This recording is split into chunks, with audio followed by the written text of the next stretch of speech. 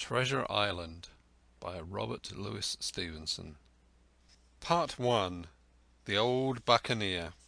Chapter 1. At the Admiral Benbow.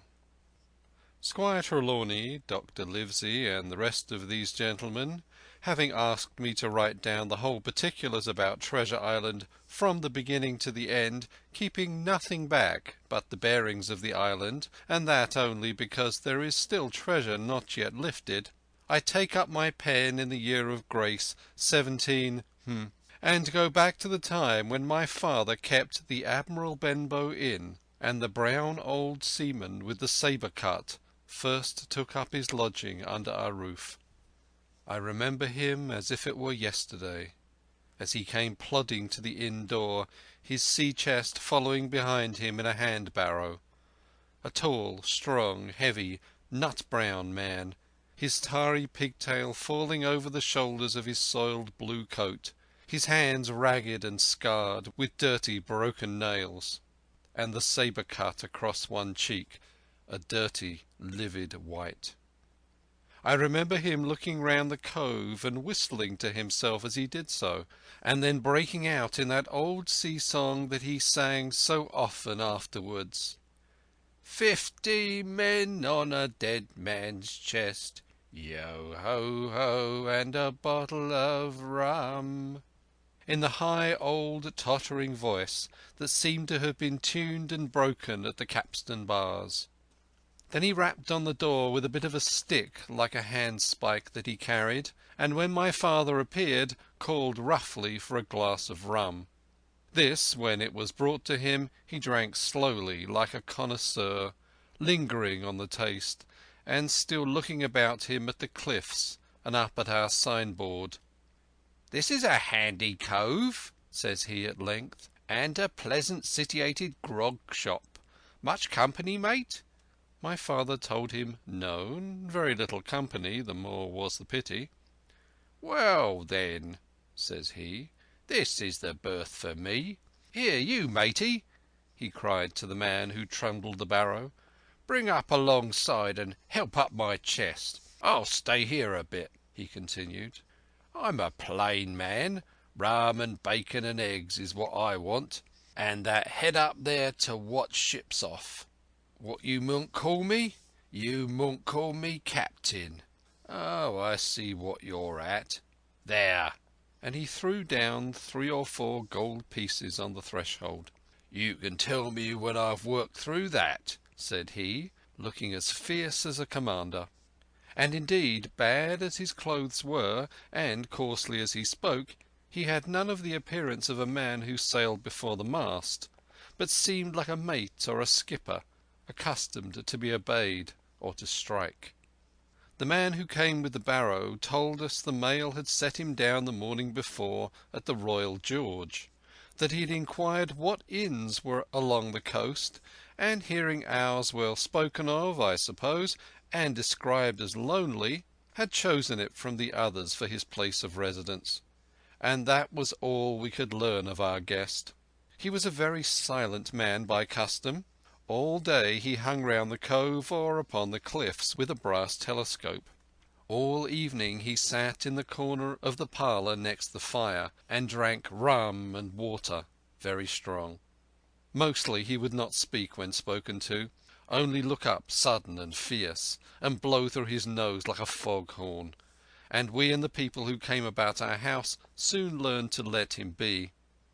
Every day when he came back from his stroll he would ask if any seafaring men had gone by along the road. At first we thought it was the want of company of his own kind that made him ask this question, but at last we began to see he was desirous to avoid them. When a seaman put up the Admiral Benbow, and now and then some did, making by the coast road for Bristol, he would look in at him through the curtained door before he entered the parlour, and he was always sure to be as silent as a mouse when any such was present. For me, at least, there was no secret about the matter, for I was, in a way, a sharer in his alarms. He had taken me aside one day and promised me a silver 4penny on the 1st of every month if I would only keep my weather eye open for a seafaring man with one leg, and let him know the moment he appeared. Often enough, when the first of the month came round, and I applied to him for my wage, he would only blow through his nose at me and stare me down, but before the week was out he was sure to think better of it, bring me my fourpenny piece, and repeat his orders to look out for the seafaring man with one leg. How that personage haunted my dreams I need scarcely tell you. On stormy nights, when the wind shook the four corners of the house and the surf roared along the cove and up the cliffs, I would see him in 1,000 forms and with 1,000 diabolical expressions. Now the leg would be cut off at the knee, now at the hip. Now he was a monstrous kind of a creature who never had but one leg, and that in the middle of his body. To see him leap and run and pursue me over the hedge and ditch was the worst of nightmares, and altogether I paid pretty dear for my monthly fourpenny piece in the shape of these abominable fantasies. But though I was so terrified by the idea of the seafaring man with one leg, I was far less afraid of the captain himself than anybody else who knew him. There were nights when he took a great deal more rum and water than his head would carry, and then he would sometimes sit and sing his wicked old wild sea songs, minding nobody. But sometimes he would call for glasses round and force all the trembling company to listen to his stories or bear a chorus to his singing. Often I have heard the house shaking with yo-ho-ho and a bottle of rum, all the neighbours joining in for dear life with the fear of death upon them, and each singing louder than the other to avoid remark. For in these fits he was the most overriding companion ever known. He would slap his hand on the table for silence all around. He would fly up in a passion of anger at a question, or sometimes because none was put, and so he judged the company was not following his story. Nor would he allow any one to leave the inn till he had drunk himself sleepy and reeled off to bed. His stories were what frightened people worst of all. Dreadful stories they were about hanging and walking the plank, and storms at sea, and the dry Tortugas, and wild deeds and places on the Spanish Main. By his own account, he must have lived his life among some of the wickedest men that God ever allowed upon the sea, and the language in which he told these stories shocked our plain country people almost as much as the crimes that he described. My father was always saying the inn would be ruined, for people would soon cease coming there to be tyrannized over and put down, and sent shivering to their beds. But I really believe his presence did us good. People were frightened at the time, but on looking back they rather liked it. It was a fine excitement in a quiet country life, and there was even a party of the younger men who pretended to admire him, calling him a true sea-dog and a real old salt, and such like names, and saying there was the sort of man that made England terrible at sea. In one way, indeed, he bade fair to ruin us, for he kept on staying week after week, and at last month after month, so that all the money had been long exhausted, and still my father never plucked up the heart to insist on having more. If ever he mentioned it, the captain blew through his nose so loudly that you might say that he roared, and stared my poor father out of the room. I have seen him wringing his hands after such a rebuff, and I am sure the annoyance and the terror he lived in must have greatly hastened his early and unhappy death.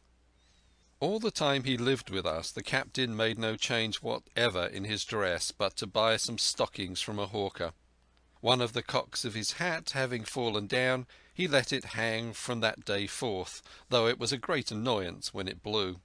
I remember the appearance of his coat, which he patched himself upstairs in his room, and which, before the end, was nothing but patches. He never wrote or received a letter, and he never spoke with any but the neighbours, and with these, for the most part, only when drunk on rum. The great sea-chest none of us had ever seen open. He was only once crossed, and that was toward the end, when my father was far gone in a decline that took him off. Dr. Livesey came late one afternoon to see the patient, took a bit of dinner from my mother, and went into the parlour to smoke a pipe until his horse should come down from the hamlet, for we had no stabling at the old Benbow. I followed him in, and I remember observing the contrast the neat, bright doctor, with his powder as white as snow, and his bright black eyes and pleasant manners, made with the coltish country folk, and above all that filthy, heavy, bleared scarecrow of a pirate of ours, sitting far gone in rum, with his arms on the table. Suddenly he, the captain that is, began to pipe his eternal song. 15 men on a dead man's chest, yo-ho-ho, and a bottle of rum. Drink and the devil have done for the rest, yo-ho-ho, and a bottle of rum. At first I had supposed the dead man's chest to be that identical big box of his upstairs in the front room, and the thought had been mingled in my nightmares with that of the one-legged seafaring man. But by this time we had all long ceased to pay any particular notice to the song. It was new that night to nobody but Dr. Livesey, and on him, I observe, it did not produce an agreeable effect, for he looked up for a moment quite angrily before he went on with his talk to old Taylor, the gardener, on a new cure for rheumatics.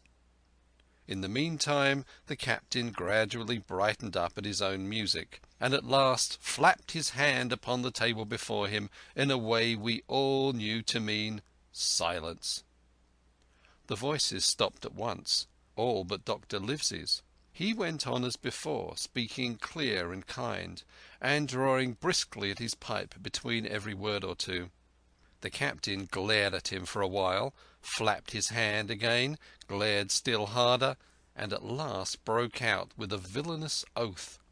"Silence there between decks!" "You were addressing me, sir?" said the doctor, and when the ruffian had told him with another oath that this was so, replied, "I have only one thing to say to you, sir, that if you keep on drinking rum, the world will soon be quit of a very dirty scoundrel." The old fellow's fury was awful. He sprang to his feet, drew and opened a sailor's clasp knife, and, balancing it open on the palm of his hand, threatened to pin the doctor to the wall. The doctor never so much as moved. He spoke to him as before over his shoulder, and in the same tone of voice, rather high, so that all the room might hear, but perfectly calm and steady. "If you do not put that knife this instant into your pocket, I promise, upon my honour, you shall hang at the next assizes." Then followed a battle of looks between them, but the captain soon knuckled under, put up his weapon, and resumed his seat, grumbling like a beaten dog. "And now, sir," continued the doctor, "since I now know there's such a fellow in my district, you may count I'll have an eye upon you day and night. I'm not a doctor only, I'm a magistrate, and if I catch a breath of complaint against you, if it's only for a piece of incivility like tonight's, I'll take effectual means to have you hunted down and routed out of this. Let that suffice." Soon after, Dr. Livesey's horse came to the door, and he rode away. But the captain held his peace that evening, and for many evenings to come. End of Chapter 1. Chapter 2. Black Dog appears and disappears. It was not very long after this that there occurred the first of the mysterious events that rid us at last of the captain, though not, as you will see, of his affairs. It was a bitter cold winter, with long hard frosts and heavy gales, and it was plain from the first that my poor father was little likely to see the spring. He sank daily, and my mother and I had all the inn upon our hands, and were kept busy enough without paying much regard to our unpleasant guest. It was one January morning, very early, a pinching, frosty morning. The cove all grey with hoarfrost, the ripple lapping softly on the stones, the sun still low and only touching the hilltops, and shining far to seaward.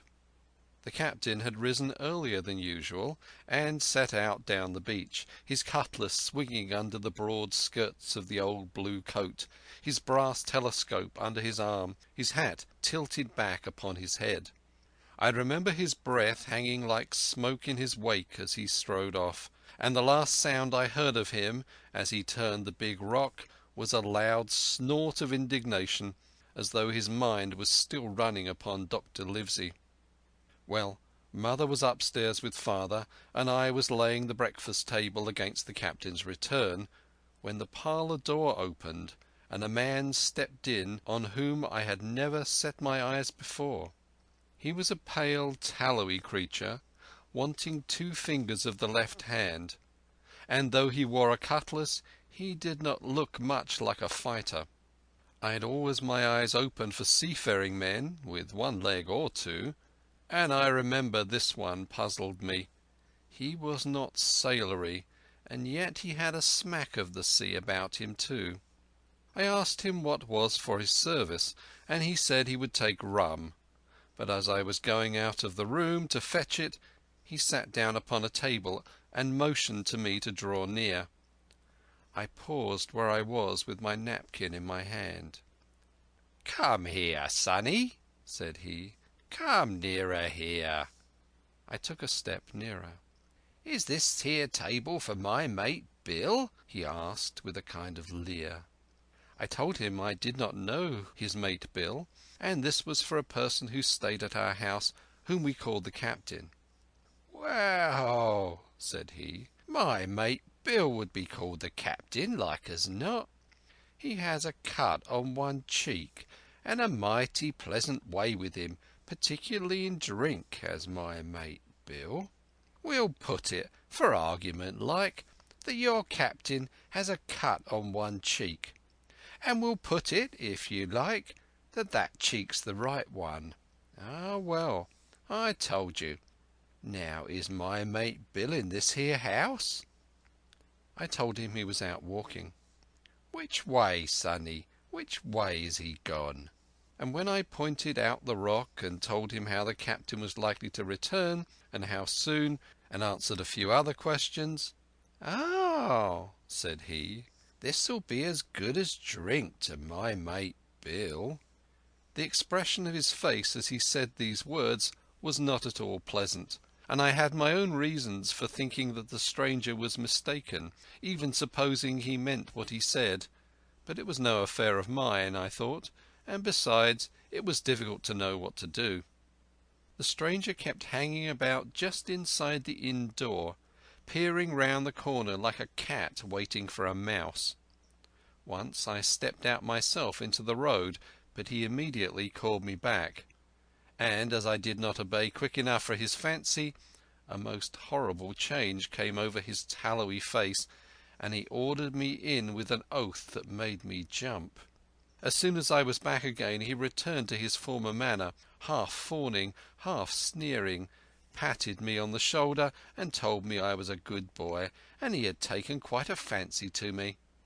"I have a son of my own," said he, "as like to you as 2 blocks, and he's all the pride of my heart. But the great thing for boys is discipline, sonny, discipline. Now, if you had sailed along of Bill, you wouldn't have stood there to be spoke to twice, not you. That was never Bill's way, nor the way of sich as sailed with him. And here, sure enough, is my mate Bill, with a spyglass under his arm. Bless his old heart, to be sure. You and me just go back into the parlour, sonny, and get behind the door, and we'll give Bill a little surprise. Bless his heart, I say again."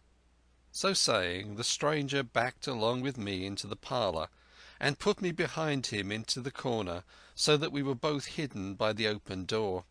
I was very uneasy and alarmed, as you may fancy, but it rather added to my fears to observe that the stranger was certainly frightened himself. He cleared the hilt of his cutlass and loosened the blade in the sheath, and all the time we were waiting there he kept swallowing as if he felt what we used to call a lump in the throat. At last in strode the captain, slammed the door behind him without looking to the right or left, and marched straight across the room to where his breakfast waited him. "Bill," said the stranger, in a voice that I thought he had tried to make bold and big. The captain spun round on his heel and fronted us. All the brown had gone out of his face, and even his nose was blue, and he had the look of a man who sees a ghost, or the evil one, or something worse, if anything can be. And upon my word I felt sorry to see him all in a moment turn so old and sick. "Come, Bill, you know me. You know an old shipmate, Bill, surely," said the stranger. The captain made a sort of gasp. "Black Dog," said he. "And who else?" returned the other, getting more at his ease. "Black Dog as ever was, come for to see his old shipmate Billy at the Admiral Benbow Inn. Oh, Bill, Bill, we have seen a sight of times, us two, since I lost them 2 talons," holding up his mutilated hand. "Now look here," said the captain. "You've run me down. Here I am. Well then, speak up. What is it?"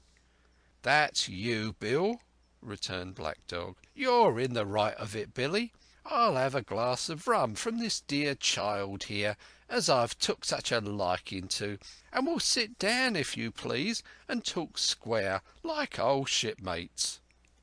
When I returned with the rum, they were already seated on either side of the captain's breakfast table. Black Dog next to the door, and sitting sideways so as to have one eye on his shipmate and one, as I thought, on his retreat. He bade me go and leave the door wide open. "None of your keyholes for me, sonny," he said, and I left them together and retired into the bar. For a long time, though, I certainly did my best to listen. I could hear nothing but low gabbling, and at last the voices began to grow higher, and I could pick up a word or two, mostly oaths, from the captain. "No, no, no, no, and an end of it," he cried once, and again, "If it comes to swinging, swing all, say I." Then all of a sudden there was a tremendous explosion of oaths and other noises. The chair and table went over in a lump. A clash of steel followed, and then a cry of pain, and the next instant I saw Black Dog in full flight, and the captain hotly pursuing, both with drawn cutlasses, and the former streaming blood from the left shoulder. Just at the door the captain aimed at the fugitive one last tremendous cut, which would certainly have split him to the chin had it not been intercepted by our big signboard of Admiral Benbow. You may see the notch on the lower side of the frame to this day. That blow was the last of the battle. Once out upon the road, Black Dog, in spite of his wound, showed a wonderful clean pair of heels, and disappeared over the edge of the hill in half a minute. The captain, for his part, stood staring at the signboard like a bewildered man. Then he passed his hand over his eyes several times, and at last turned back into the house. "Jim," says he, "rum." And as he spoke he reeled a little, and caught himself with one hand against the wall. "Are you hurt?" cried I. "Rum," he repeated. "I must get away from here. Rum, rum." I ran to fetch it, but I was quite unsteadied by all that had fallen out, and I broke one glass and fouled the tap, and while I was still getting in my own way I heard a loud fall in the parlour, and running in beheld the captain lying full length upon the floor. At the same instant my mother, alarmed by the cries and fighting, came running downstairs to help me. Between us we raised his head. He was breathing very loud and hard, but his eyes were closed, and his face was a horrible colour. "Dear, dearie me!" cried my mother. "What a disgrace upon the house! And your poor father sick!" In the meantime we had no idea what to do to help the captain, nor any other thought but that he had got his death hurt in the scuffle with the stranger. I got the rum, to be sure, and tried to put it down his throat, but his teeth were tightly shut, and his jaws as strong as iron. It was a happy relief to us when the door opened, and Dr. Livesey came in on his visit to my father. "Oh, Doctor," we cried, "what shall we do? Where is he wounded?" "Wounded? A fiddlestick's end," said the doctor. "No more wounded than your eye. The man has had a stroke, as I warned him. Now, Mrs. Hawkins, just you run upstairs to your husband and tell him, if possible, nothing about it. For my part, I must do my best to save this fellow's trebly worthless life. And, Jim, you get me a basin." When I got back with the basin, the doctor had already ripped up the captain's sleeve and exposed his great sinewy arm. It was tattooed in several places. "Here's luck," "A fair wind," and "Billy Bones his fancy" were very neatly and clearly executed on the forearm, and up near the shoulder there was a sketch of a gallows and a man hanging from it, done, as I thought, with great spirit. "Prophetic," said the doctor, touching this picture with his finger. "And now, Master Billy Bones, if that be your name, we'll have a look at the colour of your blood. Jim," he said, "are you afraid of blood?" "No, sir," said I. "Well, then," said he, "you hold the basin." And with that he took his lancet and opened a vein. A great deal of blood was taken before the captain opened his eyes and looked mistily about him. First he recognized the doctor with an unmistakable frown. Then his glance fell upon me, and he looked relieved. But suddenly his colour changed, and he tried to raise himself, crying, "Where's Black Dog?" "There's no black dog here," said the doctor, "except what you have on your own back. You have been drinking rum. You have had a stroke, precisely as I told you, and I have just, very much against my own will, dragged you head foremost out of the grave. Now, Mr. Bones—" "That's not my name," he interrupted. "Much I care," returned the doctor. "It's the name of a buccaneer of my acquaintance, and I'll call you by it for the sake of shortness. But what I have to say to you is this. One glass of rum won't kill you, but if you take one you'll take another and another, and I'll stake my wig if you don't break off short you'll die. Do you understand that? Die, and go to your own place, like the man in the Bible. Come now, make an effort. I'll help you to your bed for once." Between us, with much trouble, we managed to hoist him upstairs and laid him on his bed, where his head fell back on the pillow as if he was almost fainting. "Now, mind you," said the doctor, "I clear my conscience. The name of rum for you is death." And with that he went off to see my father, taking me with him by the arm. "This is nothing," he said, as soon as he had closed the door. "I have drawn blood enough to keep him quiet a while. He should lie for a week where he is. That is the best thing for him and you. But another stroke would settle him." End of chapter 2.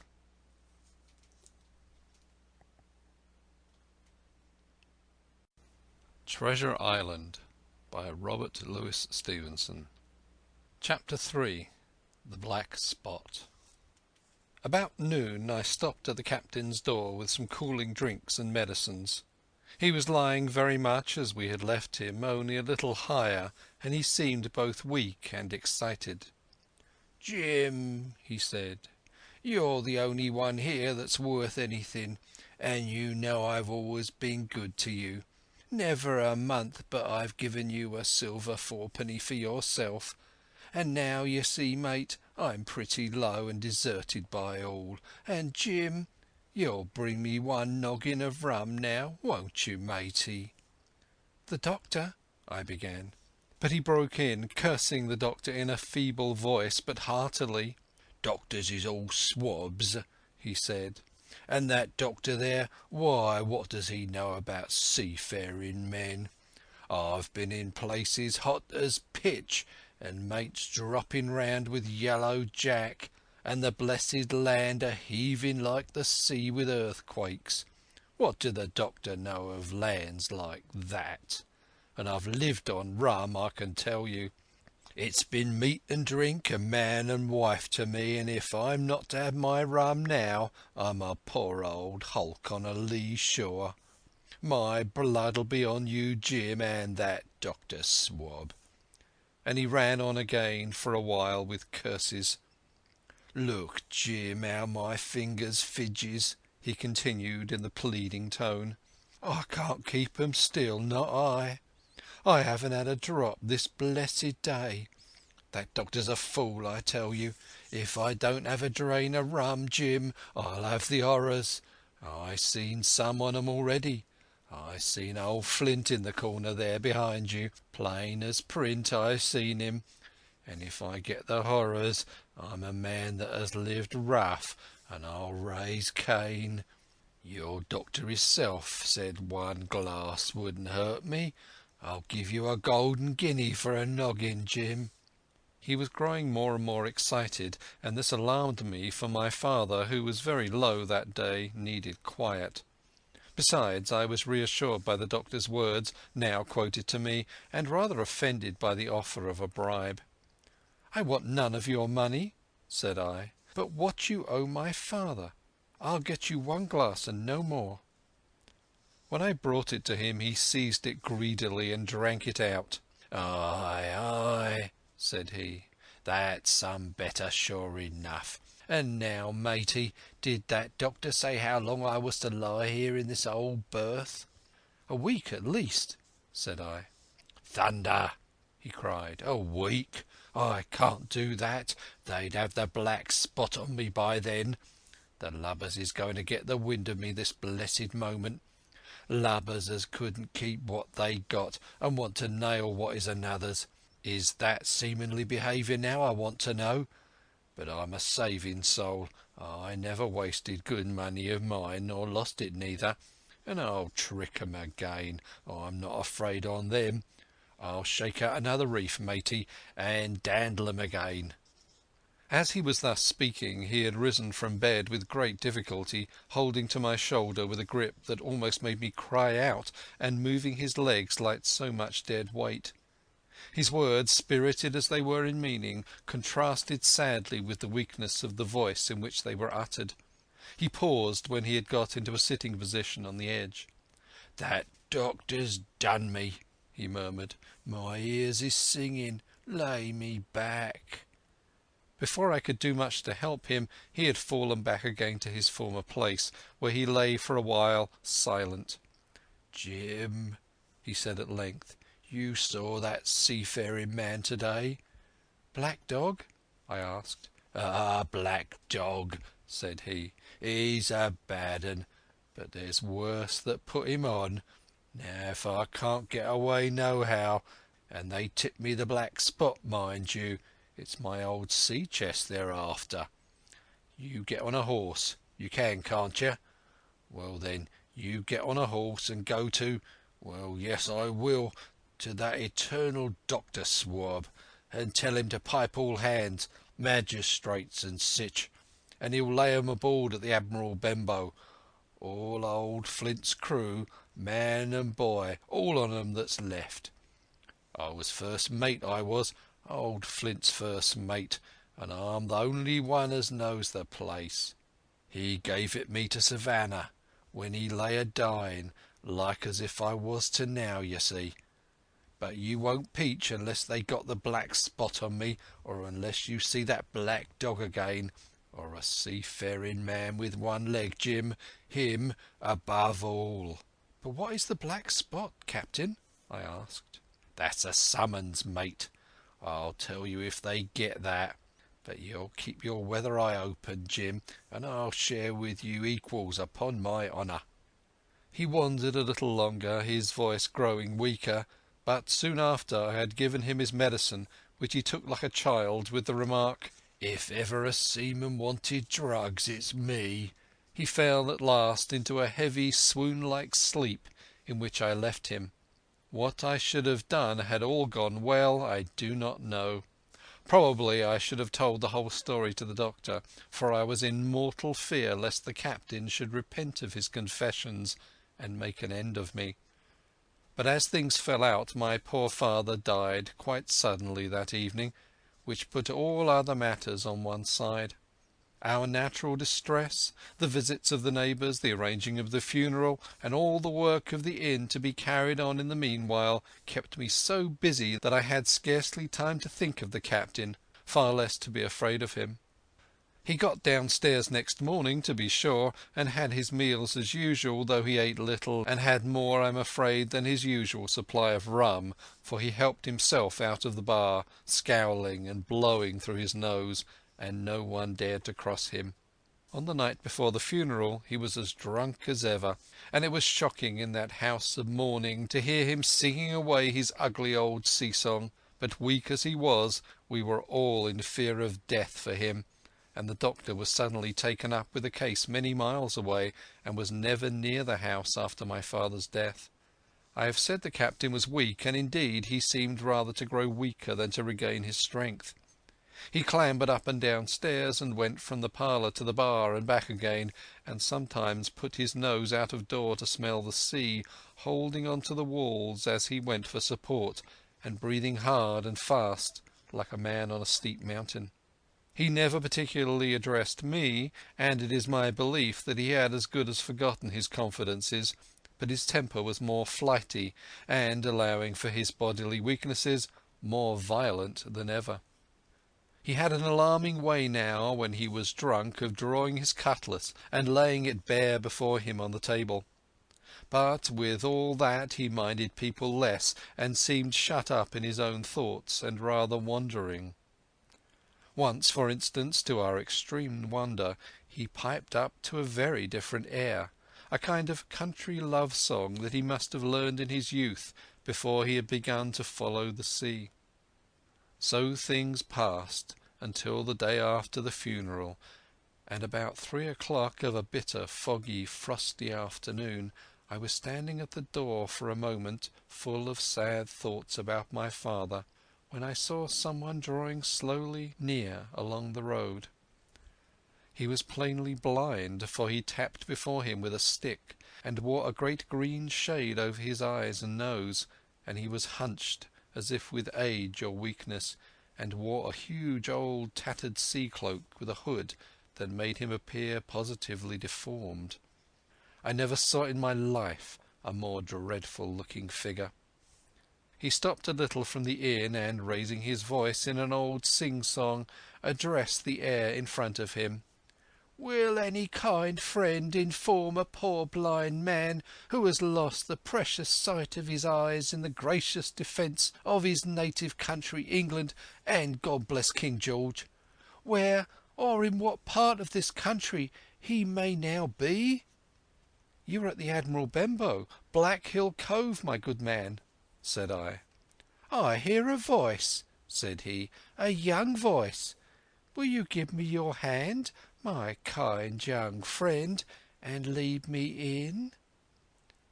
I held out my hand, and the horrible, soft-spoken, eyeless creature gripped it in a moment like a vice. I was so much startled that I struggled to withdraw, but the blind man pulled me close to him with a single action of his arm. "Now, boy," he said, "take me in to the captain." "Sir," said I, "upon my word I dare not." "Oh," he sneered, "that's it. Take me in straight, or I'll break your arm." He gave it, as he spoke, a wrench that made me cry out. "Sir," said I, "it is for yourself I mean. The captain is not what he used to be. He sits with a drawn cutlass. Another gentleman—" "Come now, march," interrupted he, and I never heard a voice so cruel and cold and ugly as that blind man's. It cowed me more than the pain, and I began to obey him at once, walking straight in at the door and towards the parlour, where the sick old buccaneer was sitting, dazed with rum. The blind man clung close to me, holding me in one iron fist, and leaning almost more of his weight on me than I could carry. "Lead me straight up to him, and when I'm in view, cry out, 'Here's a friend for you, Bill.' If you don't, I'll do this." and with that he gave me a twitch that I thought would have made me faint. Between this and that I was so utterly terrified by the blind beggar that I forgot my terror of the captain, and as I opened the parlour door cried out the words he had ordered in a trembling voice. The poor captain raised his eyes, and at one look the rum went out of him and left him staring sober. The expression of his face was not so much of terror as of mortal sickness. He made a movement to rise, but I do not believe he had enough force left in his body. "Now, Bill, sit where you are," said the beggar. "If I can't see, I can hear a finger stirring. Business is business. Hold out your left hand. Boy, take his left hand by the wrist and bring it near to my right." We both obeyed him to the letter, and I saw him pass something from the hollow of the hand that held his stick into the palm of the captain's, which closed upon it instantly. "And now that's done," said the blind man, and at the words he suddenly left hold of me, and with incredible accuracy and nimbleness skipped out of the parlour and into the road, where, as I stood motionless, I could hear his stick go tap, tap, tapping into the distance. It was some time before either I or the captain seemed to gather our senses, but at length, and about the same moment, I released his wrist, which I was still holding, and he drew in his hand and looked sharply into the palm. "10 o'clock," he cried. "6 hours. We'll do 'em yet." And he sprang to his feet. Even as he did so he reeled, put his hand to his throat, stood swaying for a moment, and then, with a peculiar sound, fell from his whole height face foremost to the floor. I ran to him at once, calling to my mother, but haste was all in vain. The captain had been struck dead by thundering apoplexy. It is a curious thing to understand, for I had certainly never liked the man, though of late I had begun to pity him. But soon as I saw that he was dead, I burst into a flood of tears. It was the second death I had known, and the sorrow of the first was still fresh in my heart. End of Chapter 3. Chapter 4. The Sea Chest. I lost no time, of course, in telling my mother all that I knew, and perhaps should have told her long before, and we saw ourselves at once in a difficult and dangerous position. Some of the man's money, if he had any, was certainly due to us, but it was not likely that our captain's shipmates, above all the 2 specimens seen by me, Black Dog and the blind beggar, would be inclined to give up their booty in payment of the dead man's debts. The captain's order to mount at once and ride for Dr. Livesey would have left my mother alone and unprotected, which was not to be thought of. Indeed, it seemed impossible for either of us to remain much longer in the house. The fall of coals in the kitchen grate, the very ticking of the clock, filled us with alarm. The neighbourhood, to our ears, seemed haunted by approaching footsteps, and what between the dead body of the captain on the parlour floor and the thought of that detestable blind beggar hovering near at hand and ready to return, there were moments when, as the saying goes, I jumped in my skin for terror. Something must speedily be resolved upon, and it occurred to us at last to go forth together and seek help in the neighbouring hamlet. No sooner said than done. Bareheaded as we were, we ran out at once in the gathering evening and the frosty fog. The hamlet lay not many 100 yards away, though out of view on the other side of the next cove, and what greatly encouraged me, it was in an opposite direction from that whence the old blind man had made his appearance, and whither he had presumably returned. We were not many minutes on the road, though we sometimes stopped to lay hold of each other and hearken. But there was no unusual sound, nothing but the low wash of the ripple and the croaking of the inmates of the wood.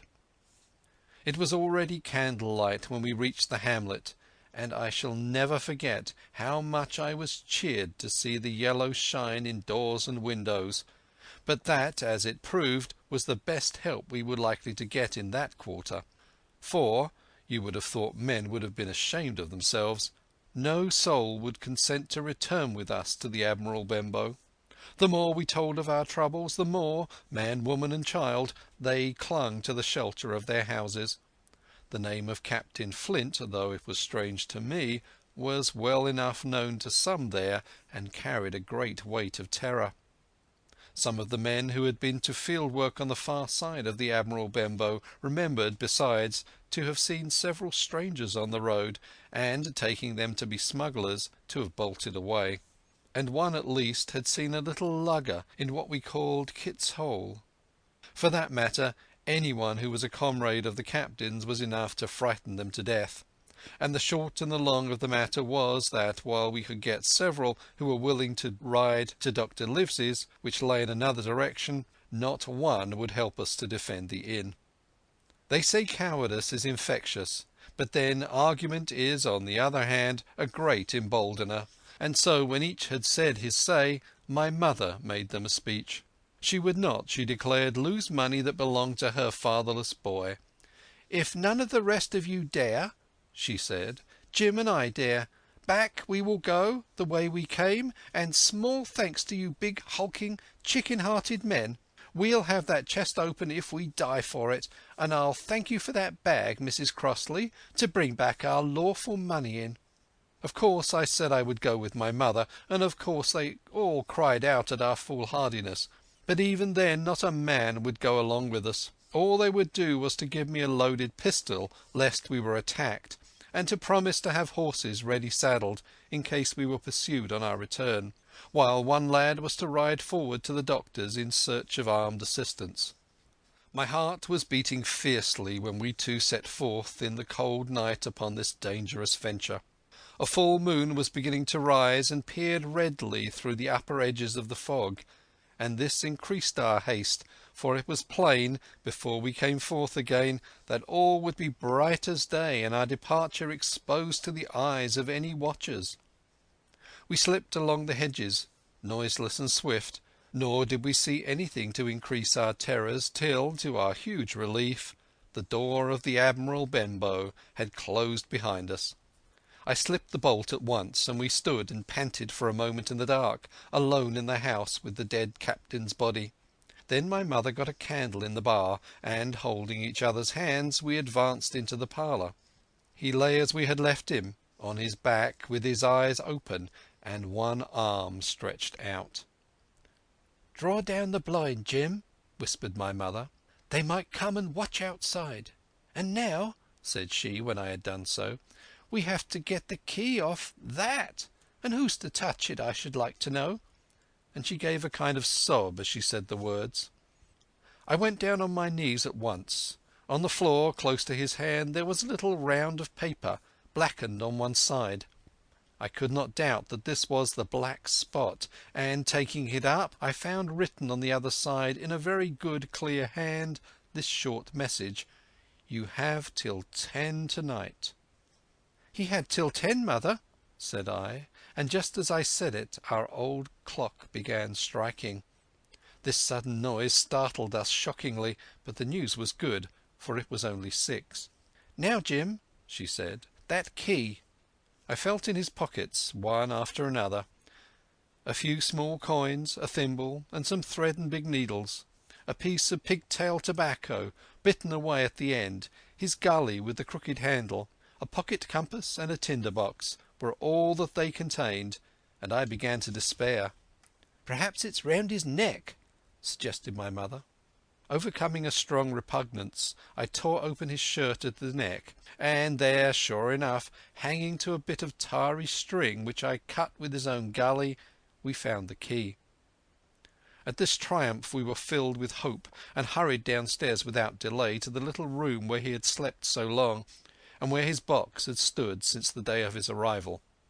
It was like any other seaman's chest on the outside, the initial B burned on top of it with a hot iron, and the corners somewhat smashed and broken as by long rough usage. "Give me the key," said my mother, and though the lock was very stiff, she had turned it and thrown back the lid in a twinkling. A strong smell of tobacco and tar arose from the interior, but nothing was to be seen on the top except a suit of very good clothes, carefully brushed and folded. They had never been worn, my mother said.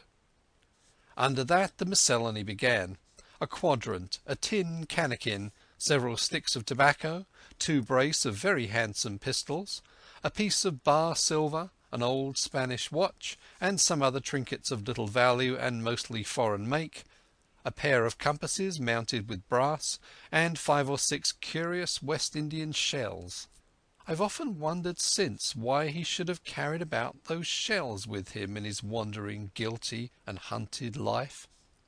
In the meantime we found nothing of any value but the silver and the trinkets, and neither of these were in our way. Underneath there was an old boat cloak, whitened with sea salt on many a harbour bar. My mother pulled it up with impatience, and there lay before us the last things in the chest: a bundle tied up in oilcloth and looking like papers, and a canvas bag that gave forth at a touch the jingle of gold. "I'll show these rogues that I am an honest woman," said my mother. "I'll have my due and not a farthing over. Hold Mrs. Crossley's bag." And she began to count over the amount of the captain's score from the sailor's bag into the one that I was holding. It was a long, difficult business, for the coins were of all countries and sizes, doubloons and louis d'or, and guineas and pieces of 8, and I know not what besides, all shaken together at random. The guineas, too, were about the scarcest, and it was with these only that my mother knew how to make her count. When we were about halfway through, I suddenly put my hand under her arm, for I had heard in the silent frosty air a sound that brought my heart into my mouth: the tip-tapping of the blind man's stick upon the frozen road. It drew nearer and nearer while we sat holding our breath. Then it struck sharp at the inn door, and then we could hear the handle being turned and the bolt rattling as the wretched being tried to enter. And then there was a long time of silence both within and without. At last the tapping recommenced, and to our indescribable joy and gratitude died slowly away again till it ceased to be heard. "Mother," said I, "take the whole and let's be going." For I was sure the bolted door must have seemed suspicious, and would bring the whole hornet's nest about our ears, though how thankful I was that I had bolted it, none could tell who had never met that terrible blind man. But my mother, frightened as she was, would not consent to take a fraction more than was her due, and was obstinately unwilling to be content with less. It was not yet 7, she said, by a long way. She knew her rights, and she would have them, and she was still arguing with me when a little low whistle sounded a good way off upon the hill. That was enough, and more than enough, for both of us. "I'll take what I have," she said, jumping to her feet. "And I'll take this to square the count," said I, picking up the oilskin packet. Next moment we were both groping downstairs, leaving the candle by the empty chest, and the next we had opened the door and were in full retreat. We had not started a moment too soon. The fog was rapidly dispersing. Already the moon shone quite clear on the high ground on either side, and it was only in the exact bottom of the dell and round the tavern door that a thin veil still hung unbroken to conceal the first steps of our escape. Far less than halfway to the hamlet, very little beyond the bottom of the hill, we must come forth into the moonlight. Nor was this all, for the sound of several footsteps running came already to our ears, and as we looked back in their direction, a light, tossing to and fro, and still rapidly advancing, showed that one of the newcomers carried a lantern. "My dear," said my mother suddenly, "take the money and run on. I am going to faint." This was certainly the end for both of us, I thought. How I cursed the cowardice of the neighbours! How I blamed my poor mother for her honesty and her greed, for her past foolhardiness and present weakness. We were just at the little bridge by good fortune, and I helped her, tottering as she was, to the edge of the bank, where, sure enough, she gave a sigh and fell on my shoulder. I do not know how I found the strength to do it all, and I am afraid it was roughly done, but I managed to drag her down the bank and a little way under the arch. Farther I could not move her, for the bridge was too low to let me do more than crawl below it. So there we had to stay, my mother, almost entirely exposed, and both of us within earshot of the inn. End of chapter 4.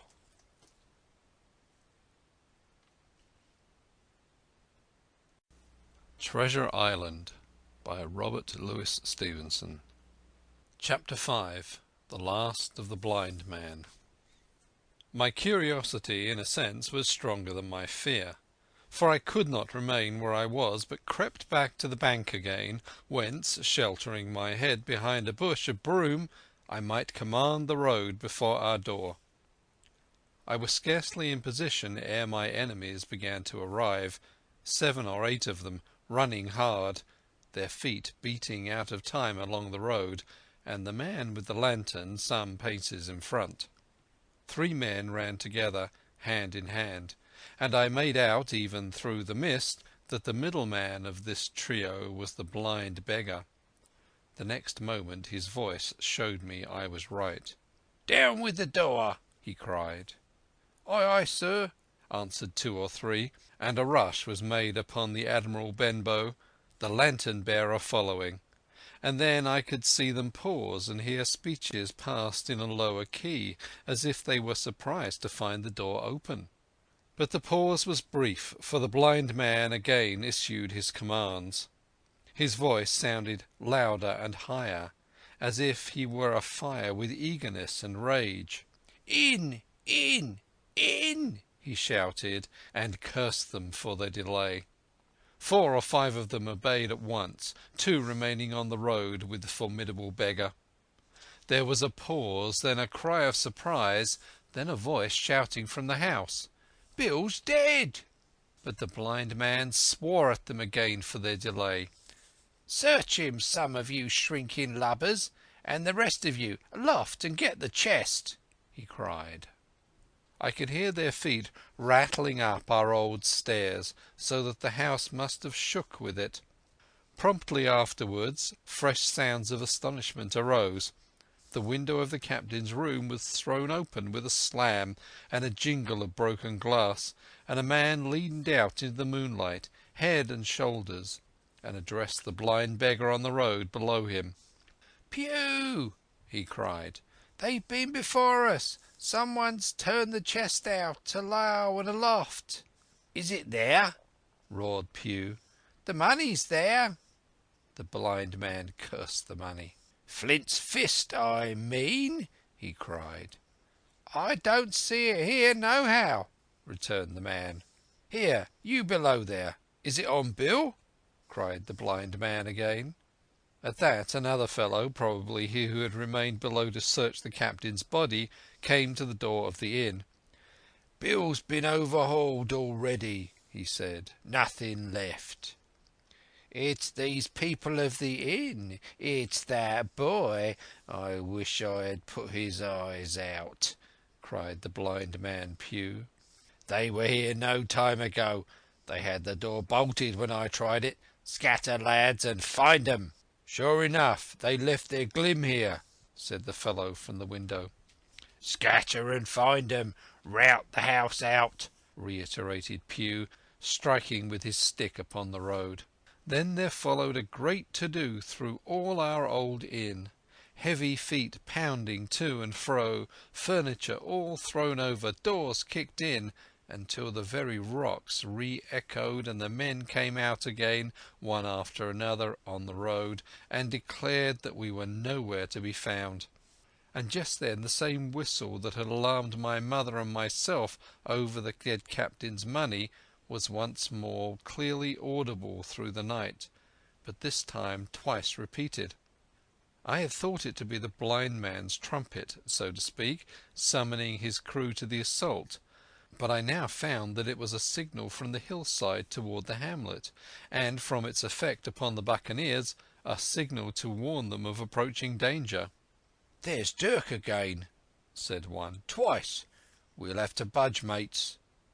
"Budge you, skulk!" cried Pew. "Dirk was a fool and a coward from the first. You wouldn't mind him." They must be close by. They can't be far. You have your hands on it. Scatter and look for 'em, dogs, or shiver my soul," he cried, "if I had eyes." This appeal seemed to produce some effect, for two of the fellows began to look here and there among the timber, but half-heartedly, I thought, and with half an eye to their own danger all the time, while the rest stood irresolute on the road. "You have your hands on thousands, you fools, and you hang a leg. You'll be as rich as kings if you could find it, and you stand there skulking. There wasn't one of you dared face Bill, and I did it, a blind man, and I'm to lose my chance for you. I'm to be a poor crawling beggar, sponging for rum when I might be rolling in a coach. If you had the pluck of a weevil in a biscuit, you would catch them still." "Hang it, Pew, we've got the doubloons," grumbled one. "They might have hid the blessed thing," said another. "Take the Georges, Pew, and don't stand there squalling." Squalling was the word for it.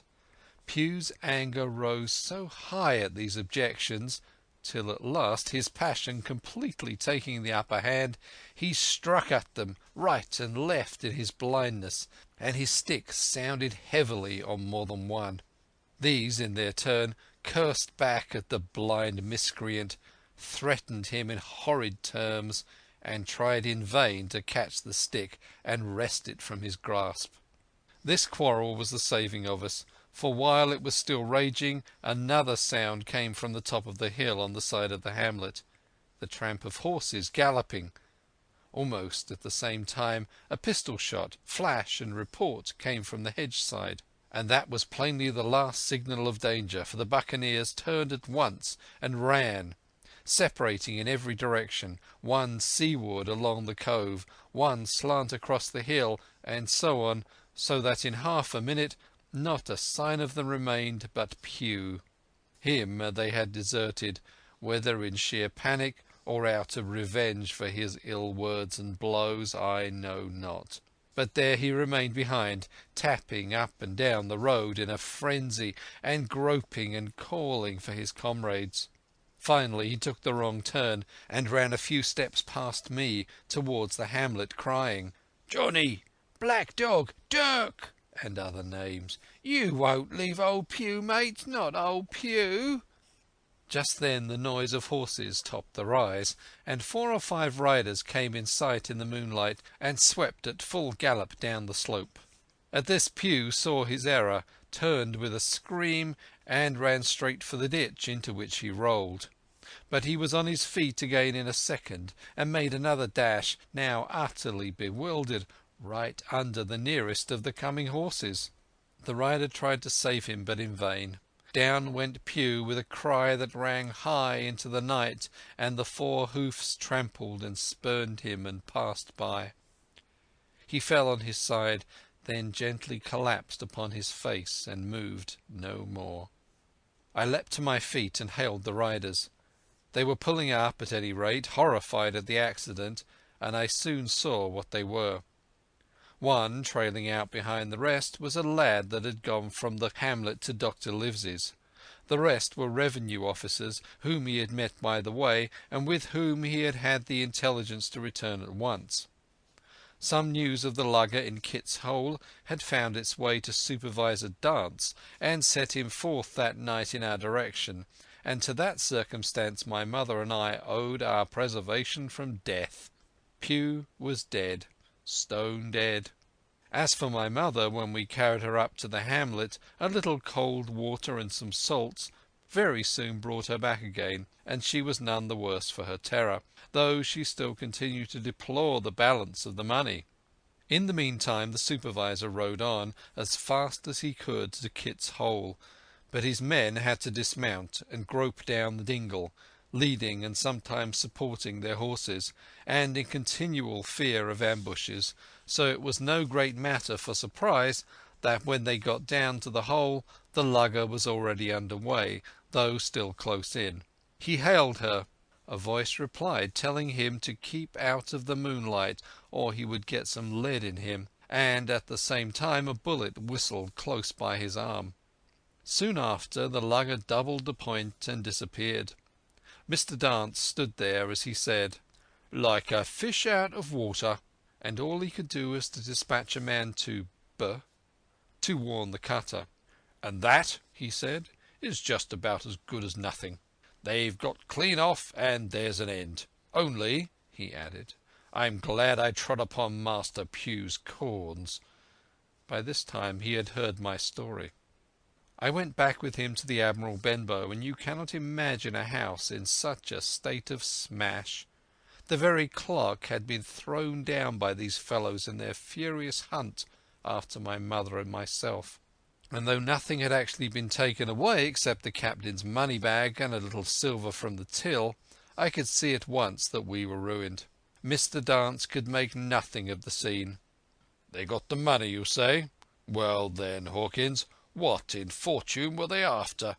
More money, I suppose?" "No, sir, not money, I think," replied I. "In fact, sir, I believe I have the thing in my breast pocket, and to tell you the truth, I should like to get it put in safety." "To be sure, boy. Quite right," said he. "I'll take it if you like." "I thought perhaps Dr. Livesey—" I began. "Perfectly right," he interrupted very cheerily. "Perfectly right. A gentleman and a magistrate. And now I come to think of it, I might as well ride round there myself and report to him or Squire. Master Pugh's dead. When all's done, not that I regret it, but he's dead, you see, and people will make it out against an officer of His Majesty's revenue, if make it out they can. Now, I'll tell you, Hawkins, if you like, I'll take you along." I thanked him heartily for the offer, and we walked back to the hamlet where the horses were. By the time I had told my mother of my purpose, they were all in the saddle. "Dogger," said Mr. Dance, "you have a good horse. Take up this lad behind you." As soon as I was mounted, holding on to Dogger's belt, the supervisor gave the word, and the party struck out at a bouncing trot on the road to Dr. Livesey's house. End of Chapter 5. Chapter 6. The Captain's Papers. We rode hard all the way till we drew up before Dr. Livesey's door. The house was all dark to the front.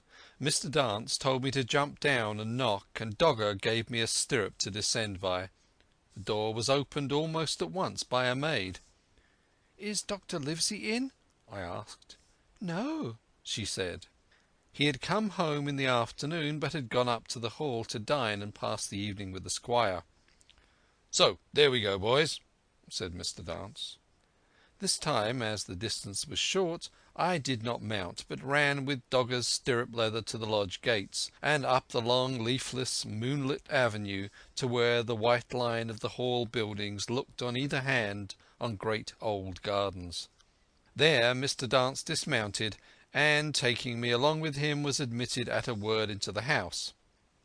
The servant led us down a matted passage and showed us at the end into a great library, all lined with bookcases and busts on top of them, where the squire and Dr. Livesey sat, pipe in hand, on either side of a bright fire. I had never seen the squire so near at hand. He was a tall man, over 6 feet high, and broad in proportion, and he had a bluff, rough and ready face, all roughened and redded and lined in his long travels. His eyebrows were very black and moved readily, and this gave him a look of some temper, not bad, you would say, but quick and high.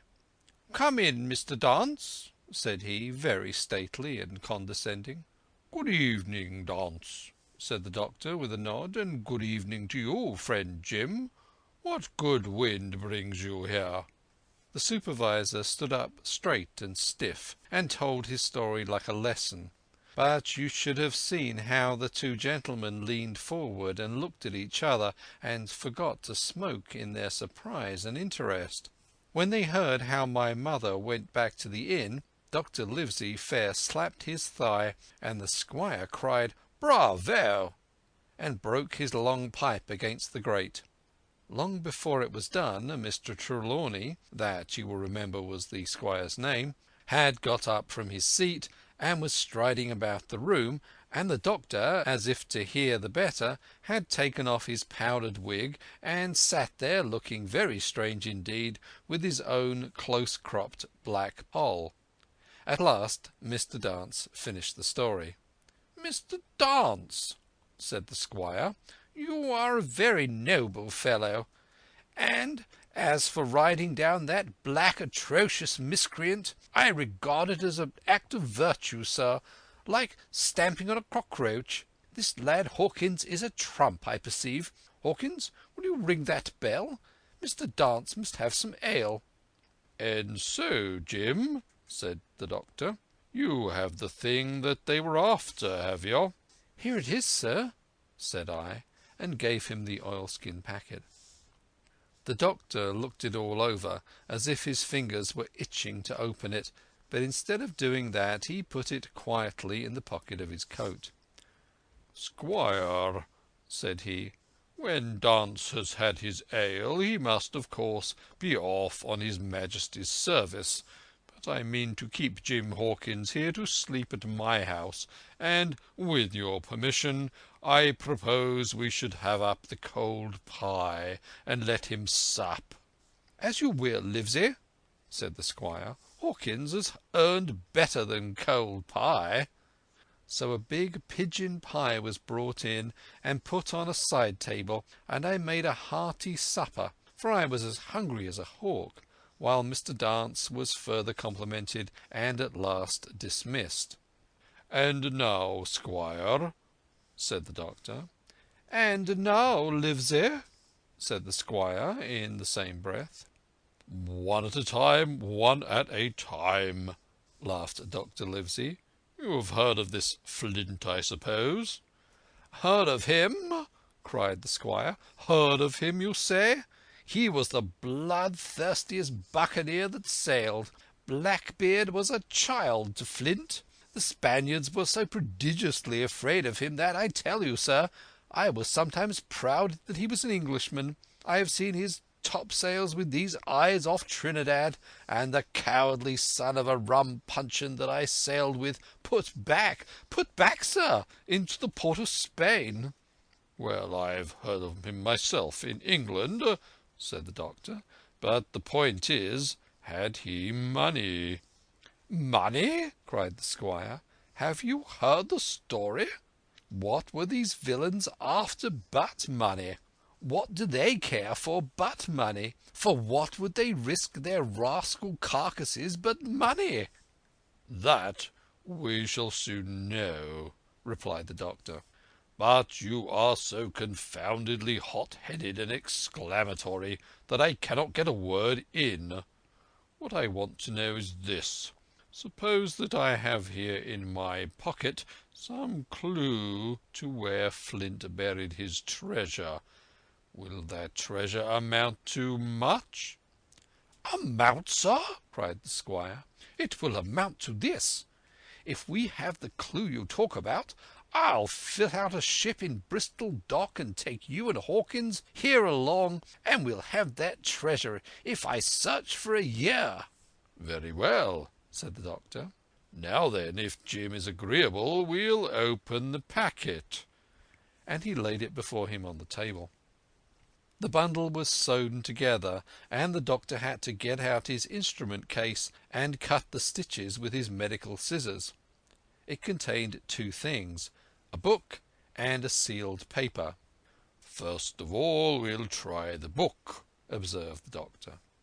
The squire and I were both peering over his shoulder as he opened it, for Dr. Livesey had kindly motioned to me to come round from the side table where I had been eating to enjoy the sport of the search.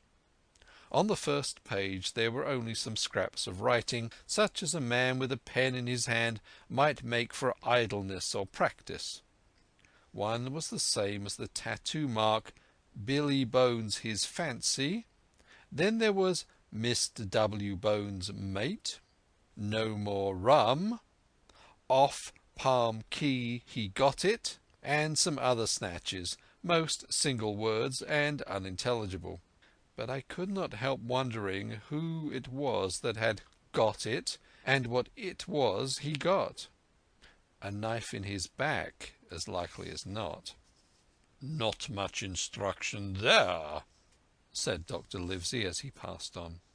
The next 10 or 12 pages were filled with a curious series of entries. There was a date at one end of the line, and at the other end a sum of money, as in common account books, but instead of explanatory writing, only a varying number of crosses between the two. On the 12th of June, 1745, for instance, a sum of £70 had plainly become due to someone, and there was nothing but 6 crosses to explain the cause. In a few cases, to be sure, the name of a place would be added, as of "off Caracas," or a mere entry of latitude or longitude, as 62 degrees 17 minutes 20 seconds, 19 degrees 2 minutes 40 seconds. The record lasted over nearly 20 years, the amount of the separate entries growing larger as time went on, and at the end a grand total had been made out, after 5 or 6 wrong additions, and these words appended: "Bones, his pile." "I can't make head or tail of this," said Dr. Livesey. "The thing is as clear as noonday," cried the squire. "This is the Black-hearted Hound's account book. These crosses stand for the names of ships or towns that they sank or plundered. The sums are the scoundrel's share, and where he filled an ambiguity, you see he added something clearer. Off Caracas, now, you see, here was some unhappy vessel boarded off that coast. God help the poor souls that man her, coral long ago." "Right," said the doctor. "See what it is to be a traveller. Right. And the amounts increase, you see, as he rose in rank." There was little else in the volume but a few bearings of places noted in the blank leaves towards the end, and a table for reducing French, English, and Spanish moneys to a common value. "Thrifty man," cried the doctor. "He wasn't the one to be cheated." "And now," said the squire, "for the other." The paper had been sealed in several places with a thimble by way of seal, the very thimble, perhaps, that I had found in the captain's pocket. The doctor opened the seals with great care, and there fell out the map of an island, with latitude and longitude, soundings, names of hills and bays and inlets, and every particular that would be needed to bring a ship to a safe anchorage upon its shores. It was about 9 miles long and 5 across, shaped, you might say, like a fat dragon standing up, and had 2 fine landlocked harbours and a hill in the centre part, marked the Spyglass.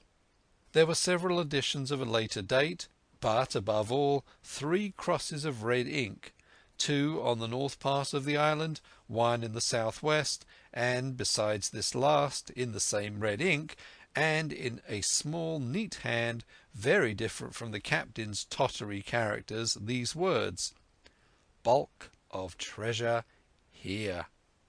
Over the back the same hand had written this further information: "Tall tree, spyglass shoulder, bearing a point to the north of nor'-nor'-east, Skeleton Island, south-south-east by east, 10 feet. The bar silver is in the north cache. You can find it by the trend of the east hummock, 10 fathoms south of the black crag with the face on it. The arms are easy found in the sand hill north point of North Inlet, Cape, bearing east and a quarter north. J.F." That was all. But brief as it was, and to me incomprehensible, it filled the squire and Dr. Livesey with delight. "Livesey," said the squire, "you will give up this wretched practice at once. Tomorrow I start for Bristol. In 3 weeks' time, 3 weeks, 2 weeks, 10 days, we'll have the best ship, sir, and the choicest crew in England. Hawkins shall come as cabin boy. You'll make a famous cabin boy, Hawkins. You, Livesey, are ship's doctor. I am admiral. We'll take Redruth, Joyce and Hunter. We'll have favourable winds, a quick passage, and not the least difficulty in finding the spot, and money to eat, to roll in, to play duck and drake with ever after." "Trelawney," said the doctor, "I'll go with you, and I'll go bail for it, so with Jim, and be a credit to the undertaking. There's only one man I'm afraid of." "And who's that?" cried the squire. "Name the dog, sir." "You," replied the doctor, "for you cannot hold your tongue. We are not the only men who know of this paper. These fellows who attacked the inn tonight, bold, desperate blades to be sure, and the rest who stayed aboard that lugger, and more, I dare say, not far off, are, one and all, through thick and thin, bound that they will get that money. We must none of us go alone till we get to sea. Jim and I shall stick together in the meantime, and you'll take Joyce and Hunter when you ride to Bristol, and from first to last not one of us must breathe a word of what we've found." "Livesey," returned the squire, "you are always in the right of it. I'll be silent as the grave." End of chapter 6.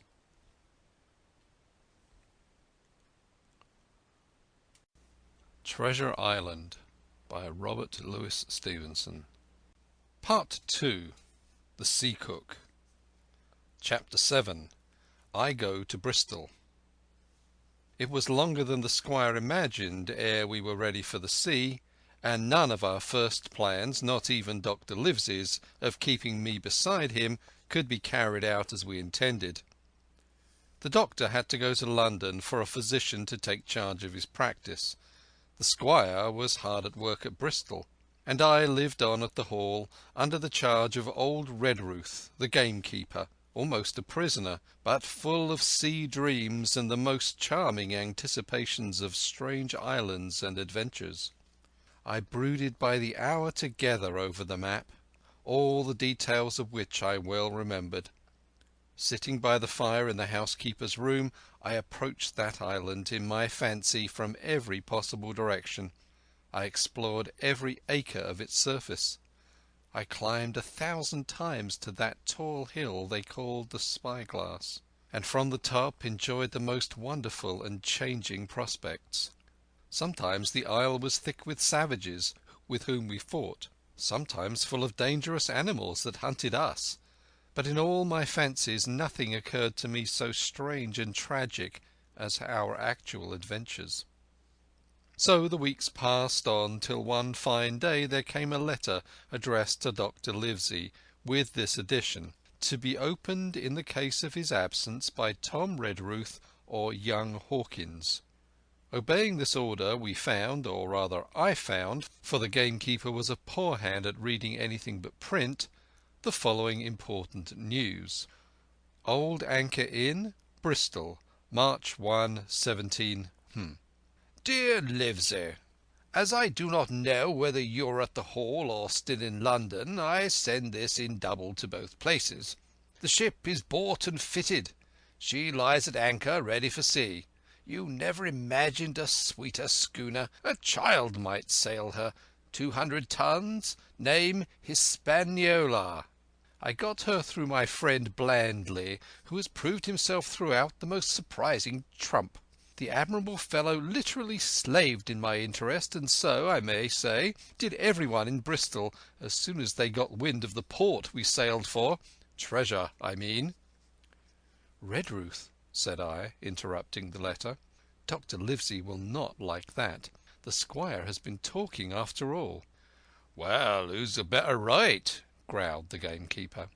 "A pretty rum go if Squire ain't to talk for Dr. Livesey, I should think." At that I gave up all attempt at commentary and read straight on.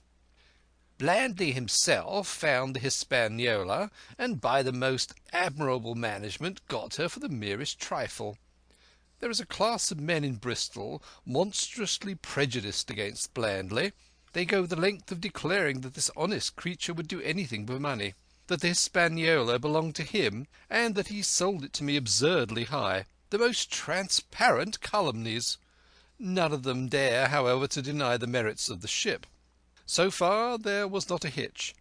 The workpeople, to be sure, riggers and what not, were most annoyingly slow, but time cured that. It was the crew that troubled me. I wished to round up a score of men, in case of navies, buccaneers, or the odious French, and I had the worry of the deuce itself to find so much as half a dozen, till the most remarkable stroke of fortune brought me the very man that I required. I was standing on the dock when, by the merest accident, I fell into talk with him. I found he was an old sailor, kept a public house, knew all the seafaring men in Bristol, had lost his health ashore, and wanted a good berth as cook to get to sea again.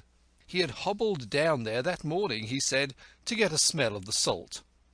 I was monstrously touched, so would you have been, and out of pure pity I engaged him on the spot to be ship's cook.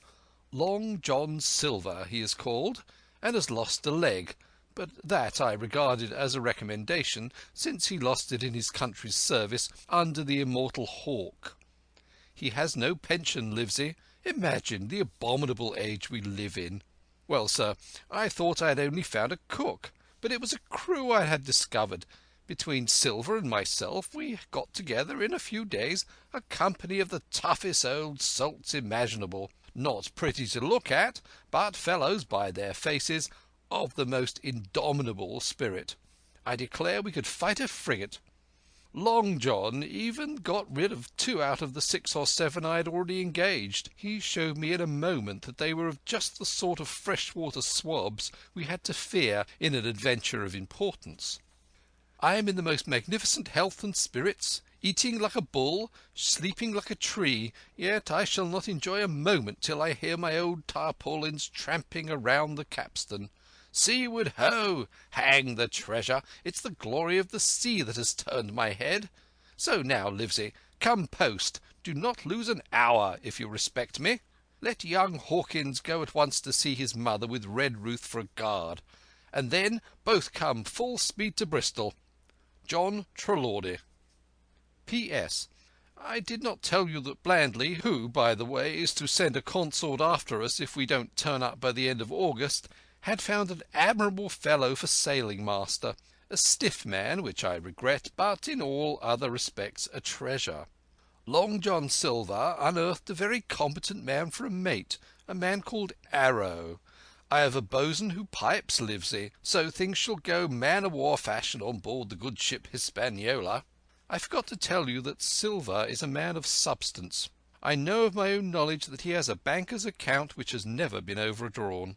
He leaves his wife to manage the inn, and as she is a woman of colour, a pair of old bachelors like you and I may be excused for guessing that it is the wife, quite as much as the health, that sends him back to roving.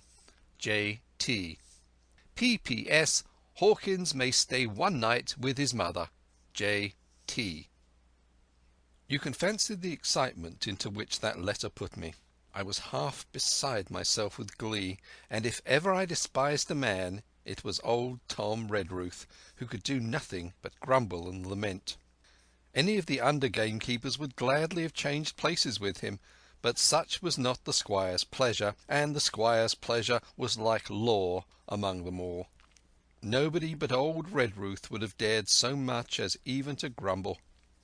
The next morning he and I set out on foot for the Admiral Benbow, and there I found my mother in good health and spirits. The captain, who had so long been the cause of so much discomfort, was gone where the wicked cease from troubling. The squire had had everything repaired and the public rooms and the sign repainted, and had added some furniture. Above all, a beautiful armchair for my mother in the bar. He had found her a boy as an apprentice also, so that she should not want help when I was gone. It was on seeing that boy that I understood for the first time my situation. I had thought up to that moment of the adventures before me, not at all of the home that I was leaving, and now at sight of this clumsy stranger who was to stay here in my place beside my mother, I had my first attack of tears. I am afraid I led that boy a dog's life, for he was new to the work. I had 100 opportunities for setting him right and putting him down, and I was not slow to profit by them. The night passed, and the next day after dinner Red Ruth and I were afoot again and on the road. I said good-bye to my mother and the cove where I had lived since I was born, and the dear old Admiral Benbow, since he was repainted, not longer quite so dear. One of my thoughts was of the captain, who had so often strode along the beach with his cocked hat, his sabre-cut cheek, and his old brass telescope. Next moment we had turned the corner, and my home was out of sight. The mail picked us up about dusk at the Royal George on the Heath. I was wedged in between Redruth and a stout old gentleman, and in spite of the swift motion and the cold night air, I must have dozed a great deal from the very first, and then slept like a log, up hill and down dale, through stage after stage. But when I was awakened at last, it was by a punch in the ribs, and I opened my eyes to find that we were standing still before a large building in a city street, and that the day had already broken a long time. "Where are we?" I asked. "Bristol," said Tom. "Get down." Mr. Trelawney had taken up his residence at an inn far down the docks to superintend the work upon the schooner. Thither we had now to walk, and our way, to my great delight, lay upon the quays and besides the great multitude of ships of all sizes and rigs and nations. In one sailors were singing at their work. In another there were men aloft, high over my head, hanging to threads that seemed no thicker than a spider's. Though I had lived by the shore all my life, I seemed never to have been near the sea till then. The smell of tar and salt was something new. I saw the most wonderful figureheads that had all been far over the ocean. I saw besides many old sailors with rings in their ears and whiskers curled in ringlets and tarry pigtails and their swaggering clumsy sea walk. And if I had seen as many kings or archbishops, I could not have been more delighted. And I was going to sea myself, to sea in a schooner, and a piping boatswain, and pigtailed singing seamen, to sea, bound for an unknown island, and to seek for buried treasure. While I was still in this delightful dream, we came suddenly in front of a large inn, and met Squire Trelawney, all dressed out like a sea officer, in stout blue cloth, coming out of the door with a smile on his face and a capital imitation of a sailor's walk. "Here you are!" he cried. "And the doctor came last night from London. Bravo! The ship's company complete." "Oh, sir," cried I, "when do we sail?" "Sail?" says he. "We sail tomorrow."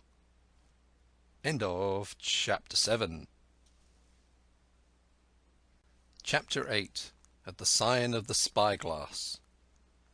When I had done breakfasting, the squire gave me a note addressed to John Silver at the Sign of the Spyglass, and he told me I should easily find the place by following the line of the docks and keeping a bright lookout for a little tavern with a large brass telescope for a sign. I set off, overjoyed at this opportunity to see some more of the ships and seamen, and picked my way among a great crowd of people and carts and bales, for the dock was now at its busiest, until I found the tavern in question. It was a bright enough little place of entertainment. The sign was newly painted, the windows had neat red curtains, the floor was cleanly sanded. There was a street on either side, and an open door on both, which made the large low room pretty clear to see in spite of clouds of tobacco smoke.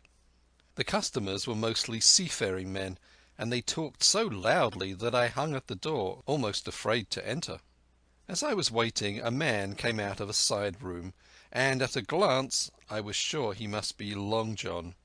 His leg was cut off close by the hip, and under the left shoulder he carried a crutch, which he managed with a wonderful dexterity, hopping about upon it like a bird.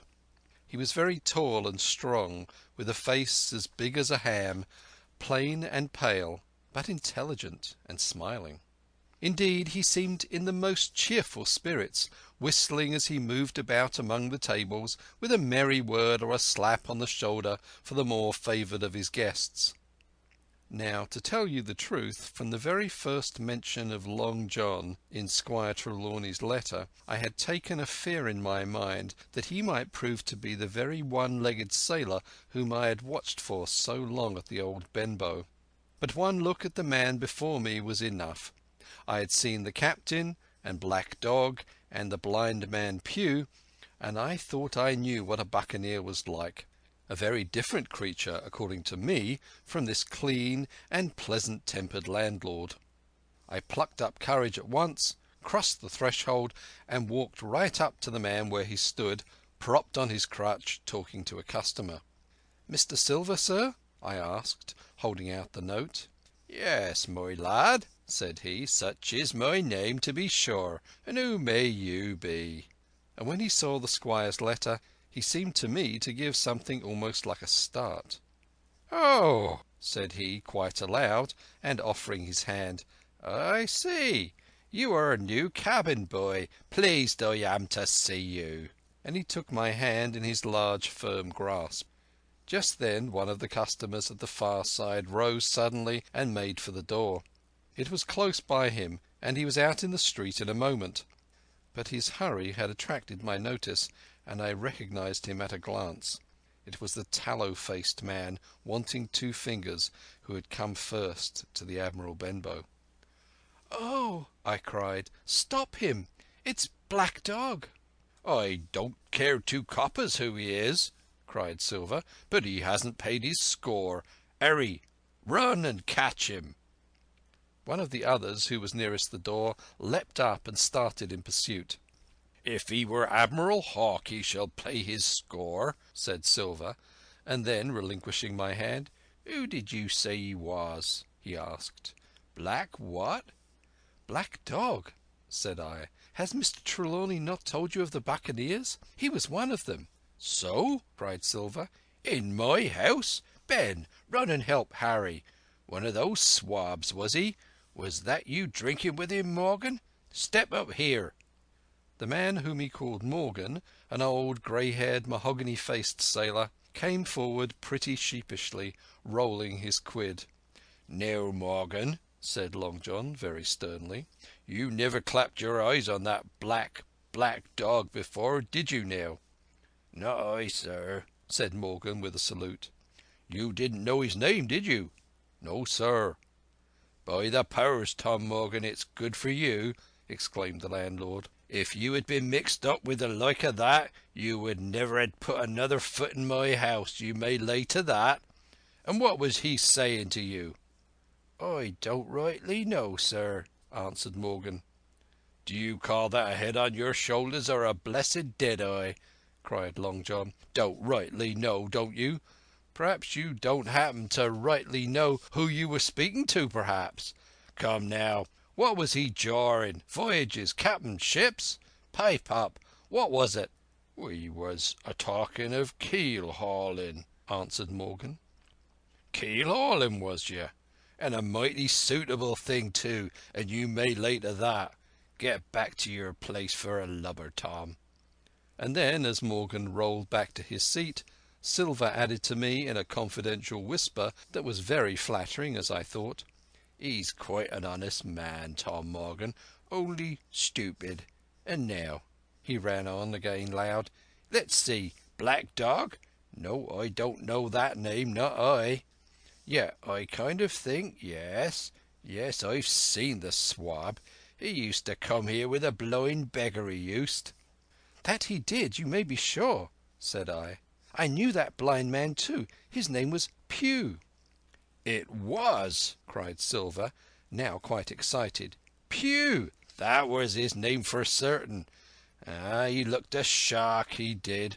And if we run down this Black Dog now, there'll be news for Captain Trelawney.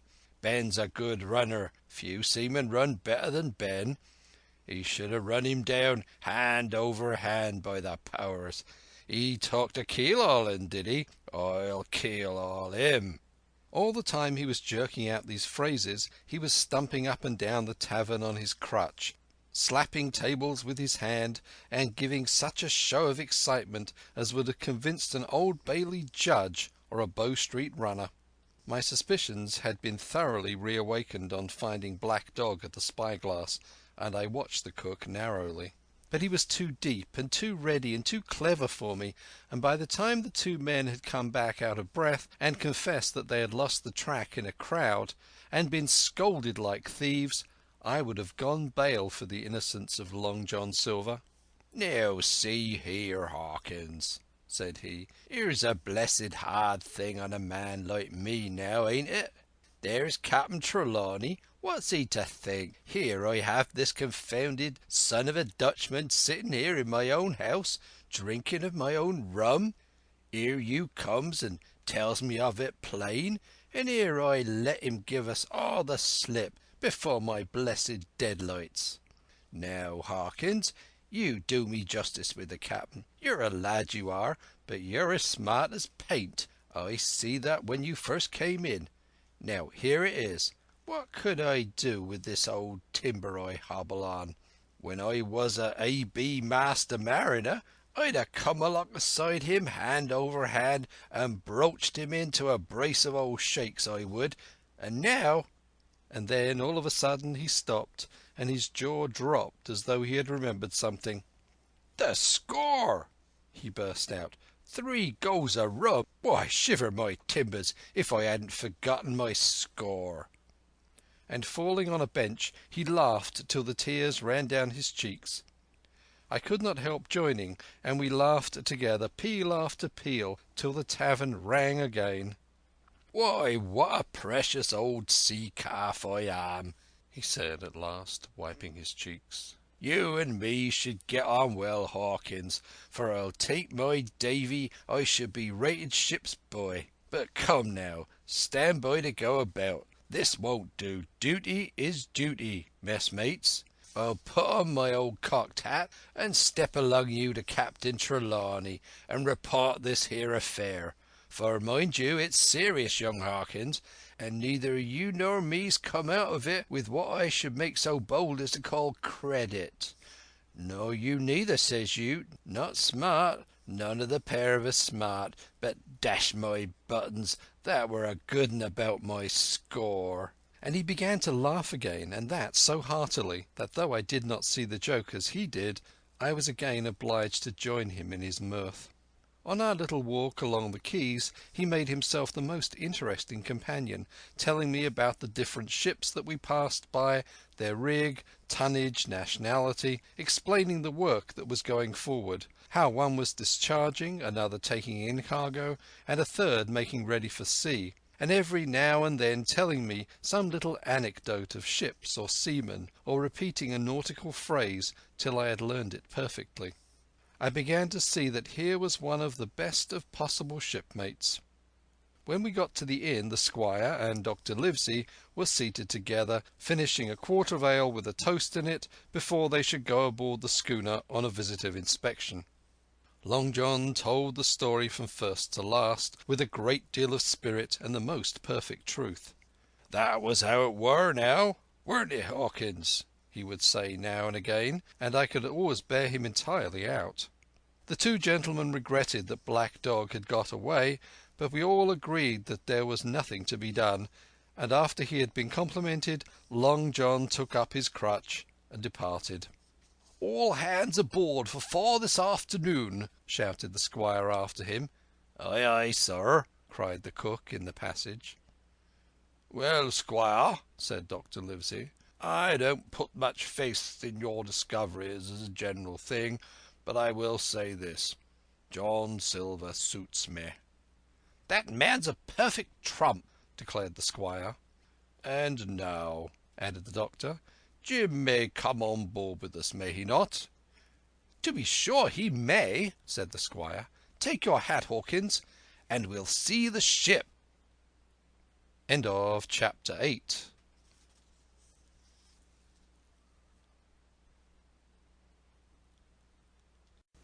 Treasure Island by Robert Louis Stevenson. Chapter 9. Powder and Arms.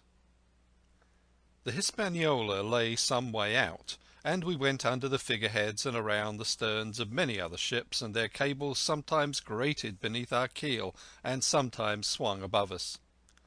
At last, however, we swung alongside, and were met and saluted as we stepped aboard by the mate, Mr. Arrow, a brown old sailor with earrings in his ears and a squint. He and the squire were very thick and friendly, but I soon observed that things were not the same between Mr. Trelawney and the captain. This last was a sharp-looking man who seemed angry with everything on board, and was soon to tell us why, for we had hardly got down into the cabin when a sailor followed us. "Captain Smollett, sir, axing to speak with you," said he. "I'm always at the captain's orders. Show him in," said the squire. The captain, who was close behind his messenger, entered at once and shut the door behind him. "Well, Captain Smollett, what have you to say? All well, I hope, all ship-shape and seaworthy?" "Well, sir," said the captain, "better speak plain, I believe, at the risk of offence. I don't like this cruise. I don't like the men, and I don't like my officer. That's short and sweet." "Perhaps, sir, you don't like the ship?" inquired the squire, very angry, as I could see. "I can't speak to that, sir, not having seen her tried," said the captain. "She seems a clever craft. More I can't say." "Possibly, sir, you may not like your employer either," said the squire. But here Dr. Livesey cut in. "Stay a bit," said he. "Stay a bit. No use of such questions as that, but to produce ill feeling. The captain has said too much, or he has said too little, and I'm bound to say that I require an explanation of his words. You don't, you say, like this cruise. Now why?" "I was engaged, sir, on what we call sealed orders, to sail this ship for that gentleman where he should bid me," said the captain. "So far, so good. But now I find that every man before the mast knows more than I do. I don't call that fair. Now, do you?" "No," said Dr. Livesey, "I don't." "Next," said the captain, "I learn that we are going after treasure. Hear it from my own hands, mind you. Now, treasure is ticklish work. I don't like treasure voyages on any account, and I don't like them above all when they are secret and when, begging your pardon, Mr. Trelawney, the secret has been told to the parrot." "Silver's parrot?" asked the squire. "It's a way of speaking," said the captain. "Blabbed, I mean. It's my belief neither of you gentlemen know what you are about, but I'll tell you my way of it. Life or death, and a close run." "That is all clear, and I dare say true enough," replied Dr. Livesey. "We take the risk, but we are not so ignorant as you believe us. Next, you say you don't like the crew. Are they not good seamen?" "I don't like them, sir," returned Captain Smollett, "and I think I should have had the choosing of my own hands, if you go to that." "Perhaps you should," replied the doctor. "My friend should perhaps have taken you along with him, but the slight, if there be one, was unintentional. And you don't like Mr. Arrow?" "I don't, sir. I believe he's a good seaman, but he's too free with the crew to be a good officer. A mate should keep himself to himself, shouldn't drink with the men before the mast." "Do you mean he drinks?" cried the squire. "No, sir," replied the captain. "Only that he's too familiar. Well now, and the short and the long of it, captain?" asked the doctor. "Tell us what you want." "Well, gentlemen, are you determined to go on this cruise?" "Like iron," answered the squire. "Very good," said the captain. "Then, as you've heard me very patiently saying things that I could not prove, hear me a few words more. They are putting the powder and arms in the fore-hold. Now, you have a good place under the cabin. Why not put them there? First point. Then you are bringing 4 of your own people with you, and they tell me some of them are to be berthed forward. Why not give them the berths here besides the cabin? Second point. Any more? Asked Mr. Trelawney. One more, said the captain. There's been too much blabbing already. Far too much, agreed the doctor. I'll tell you what I have heard myself, continued Captain Smollett, that you have a map of an island, that there's crosses on the map to show where treasure is, and that the island lies, and then he named the latitude and longitude exactly. I never told that, cried the squire, to a soul. The hands know it, sir, returned the captain. Livesey, that must have been you or Hawkins, cried the squire. It doesn't much matter who it was, replied the doctor, and I could see that neither he nor the captain paid much regard to Mr. Trelawney's protestations. Neither did I, to be sure, he was so loose a talker. Yet in this case I believe he was really right, and that nobody had told the situation of the island. Well, gentlemen, continued the captain, I don't know who has this map, but I make it a point it shall be kept secret even from me and Mr. Arrow. Otherwise, I would ask you to let me resign. I see, said the doctor. You wish us to keep this matter dark, and to make a garrison of the stern part of the ship, manned with my friend's own people, and provided with all the arms and powder on board.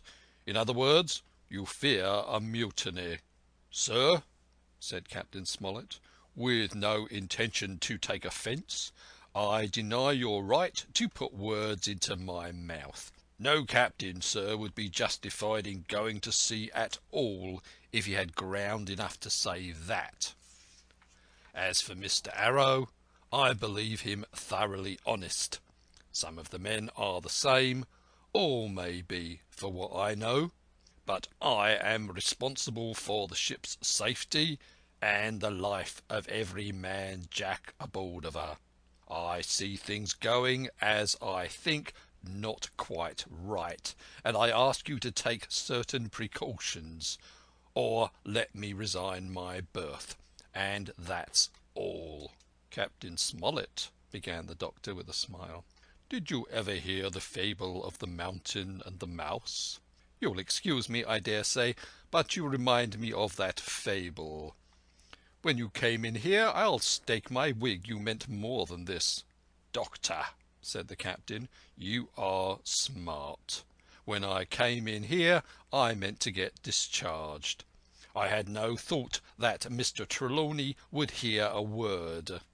No more I would, cried the squire. Had Livesey not been here, I should have seen you to the deuce. As it is, I have heard you. I will do as you desire, but I think the worst of you.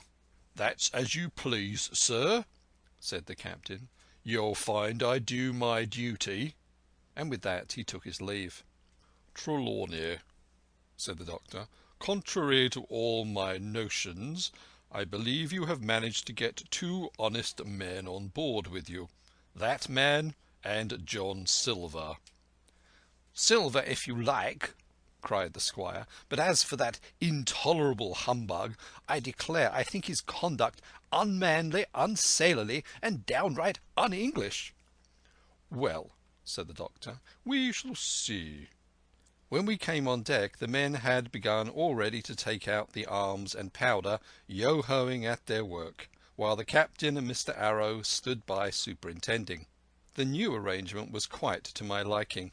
The whole schooner had been overhauled. 6 berths had been made astern out of what had been the after part of the main hold, and this set of cabins was only joined to the galley and forecastle by a sparred passage on the port side. It had been originally meant that the captain, Mr. Arrow, Hunter, Joyce, the doctor and the squire were to occupy these 6 berths. Now Redruth and I were to get 2 of them, and Mr. Arrow and the captain were to sleep on deck in the companion, which had been enlarged on either side till you might almost have called it a roundhouse. Very low it was still, of course, but there was room to swing 2 hammocks, and even the mate seemed pleased with the arrangement. Even he, perhaps, had been doubtful as to the crew, But that is only guess, for, as you shall hear, we had not long the benefit of his opinion. We were all hard at work changing the powder and the berths, when the last man or two, and Long John along with them, came off in a shore boat. The cook came up the side like a monkey for cleverness, and as soon as he saw what was doing, "So ho, mates," said he. "What's this?" "We're a-changing the powder, Jack," answers one. "Why, by the powers," cried Long John, "if we do, we'll miss the morning tide." "My orders," said the captain shortly. "You may go below, my man. Hands will want supper." "Aye, aye, sir," answered the cook, and touching his forelock, he disappeared at once in the direction of his galley. "That's a good man, Captain," said the doctor. "Very likely, sir," replied Captain Smollett. "Easy with that, men, easy." He ran on to the fellows who were shifting the powder, and then, suddenly observing me examining the swivel we carried amidships, a long brass 9, "Here you, ship's boy," he cried, "out of that. Off with you to the cook and get some work." And then, as I was hurrying off, I heard him say quite loudly to the doctor, "I'll have no favourites on my ship." I assure you I was quite of the squire's way of thinking, and hated the captain deeply. End of Chapter 9. Chapter 10. The Voyage. All that night we were in a great bustle getting things stowed in their place, and boatfuls of the squire's friends, Mr. Blandley and the like, coming off to wish him a good voyage and a safe return. We never had a night at the Admiral Benbow when I had half the work, and I was dog-tired when, a little before dawn, the boatswain sounded his pipe and the crew began to man the capstan bars. I might have been twice as weary, yet I would not have left the deck. All was so new and interesting to me, the brief commands, the shrill notes of the whistle, the men bustling to their places in the glimmer of the ship's lanterns. "Now, Barbecue, tip us a stave," cried one voice. "The old one," cried another. "Aye, aye, mates," said Long John, who was standing by with his crutch under his arm, and at once broke out in the air and words I knew so well. 15 men on a dead man's chest. And then the whole crew bore chorus, "Yo ho ho and a bottle of rum." And at the third ho drove the bars before them with a will. Even at that exciting moment it carried me back to the old Admiral Benbow in a second, and I seemed to hear the voice of the captain piping in the chorus. But soon the anchor was short up, soon it was hanging dripping at the bows, soon the sails began to draw, and the land and shipping to flit by on either side, and before I could lie down to snatch an hour of slumber, the Hispaniola began her voyage to the Isle of Treasure. I am not going to relate the voyage in detail. It was fairly prosperous. The ship proved to be a good ship, and the crew were capable seamen, and the captain thoroughly understood his business. But before we came the length of Treasure Island, 2 or 3 things had happened which require to be known. Mr. Arrow, first of all, turned out even worse than the captain had feared. He had no command among the men, and people did what they pleased with him. But that was by no means the worst of it, for after a day or 2 at sea he began to appear on deck with hazy eye, red cheeks, stuttering tongue, and other marks of drunkenness. Time after time he was ordered below in disgrace. Sometimes he fell and cut himself, sometimes he lay all day long in his little bunk at one side of the companion.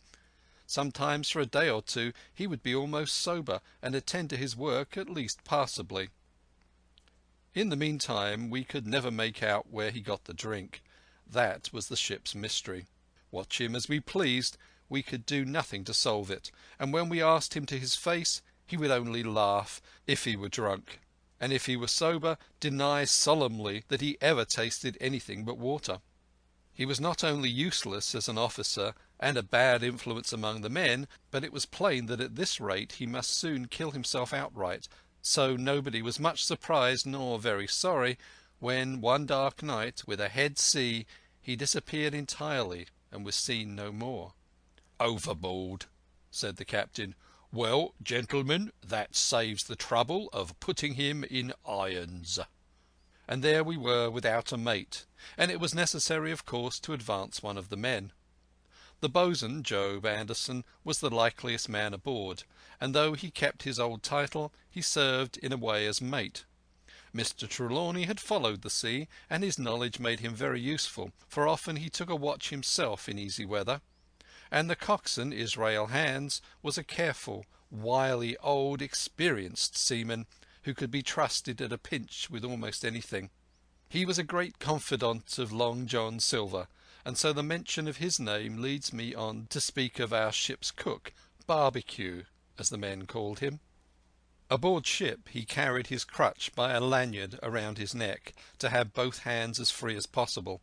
It was something to see him wedge the foot of the crutch against a bulkhead, and, propped against it, yielding to every movement of the ship, get on with his cooking like someone safe ashore.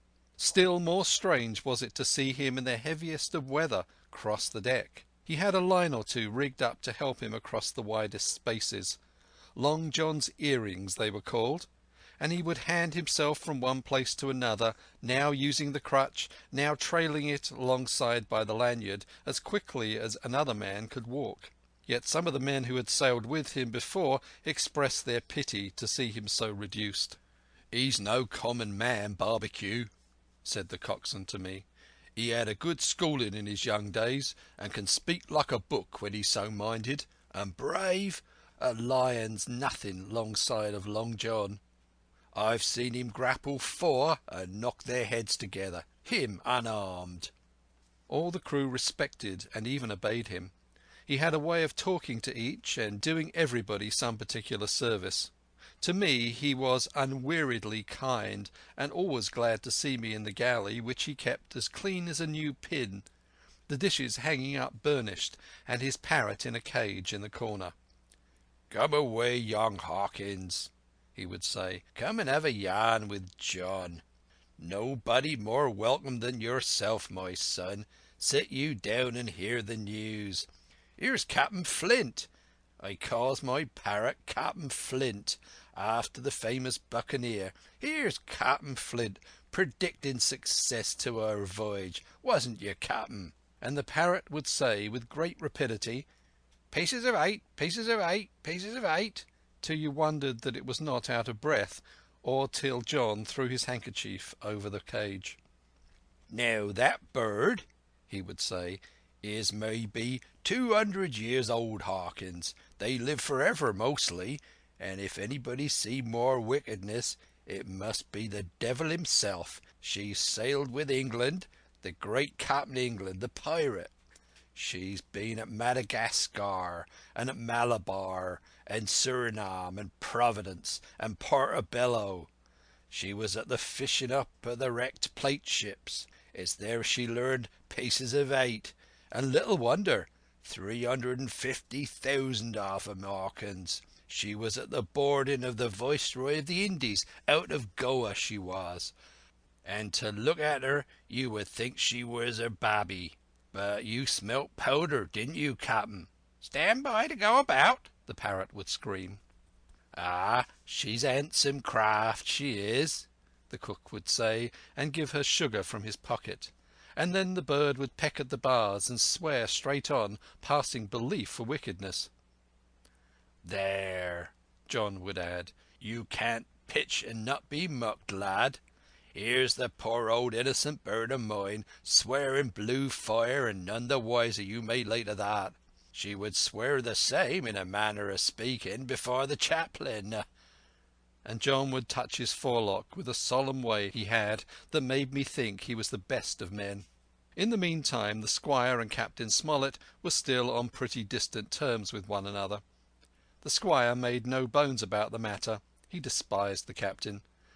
The captain, on his part, never spoke but when he was spoken to, and then sharp and short and dry, and not a word wasted. He owned, when driven into a corner, that he seemed to have been wrong about the crew, that some of them were as brisk as he wanted to see, and all had behaved fairly well. As for the ship, he had taken a downright fancy to her. She'll lie a point nearer the wind than a man has the right to expect of his own married wife, sir. But," he would add, "all I say is, we're not home again, and I don't like the cruise."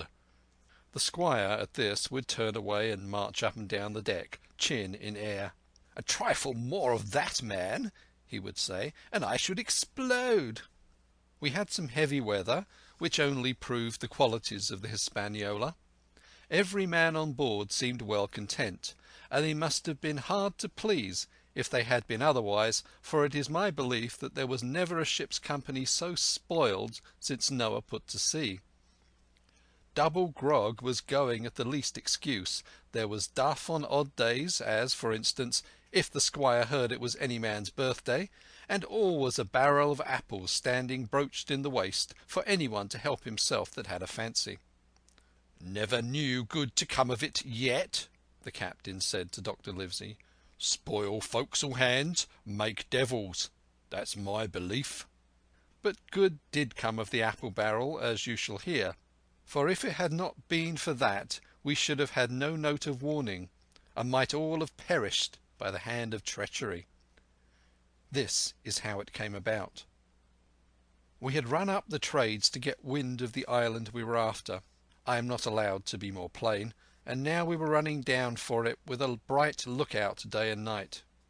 It was about the last day of our outward voyage, by the last computation. Some time that night, or latest before noon of the morrow, we should sight the treasure island. We were heading southwest, and had a steady breeze abeam and a quiet sea. The Hispaniola rolled steadily, dipping her bowsprit now and then with a whiff of spray. All was drawing alow and aloft. Everyone was in the bravest spirits, because we were now so near an end of the first part of our adventure. Now, just after sundown, when all my work was over and I was on my way to my berth, it occurred to me that I should like an apple. I ran on deck. The watch was all forward, looking out for the island.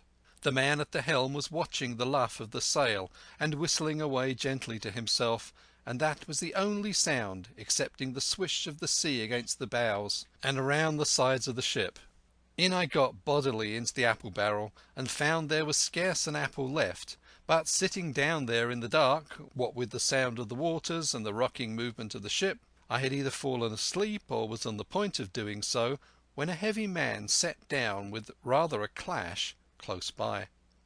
The barrel shook as he leaned his shoulders against it, and I was just about to jump up when the man began to speak.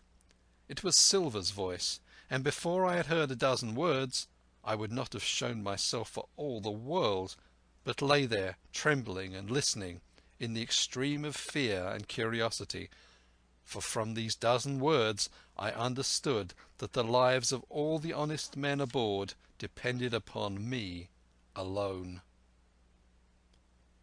End of chapter 10.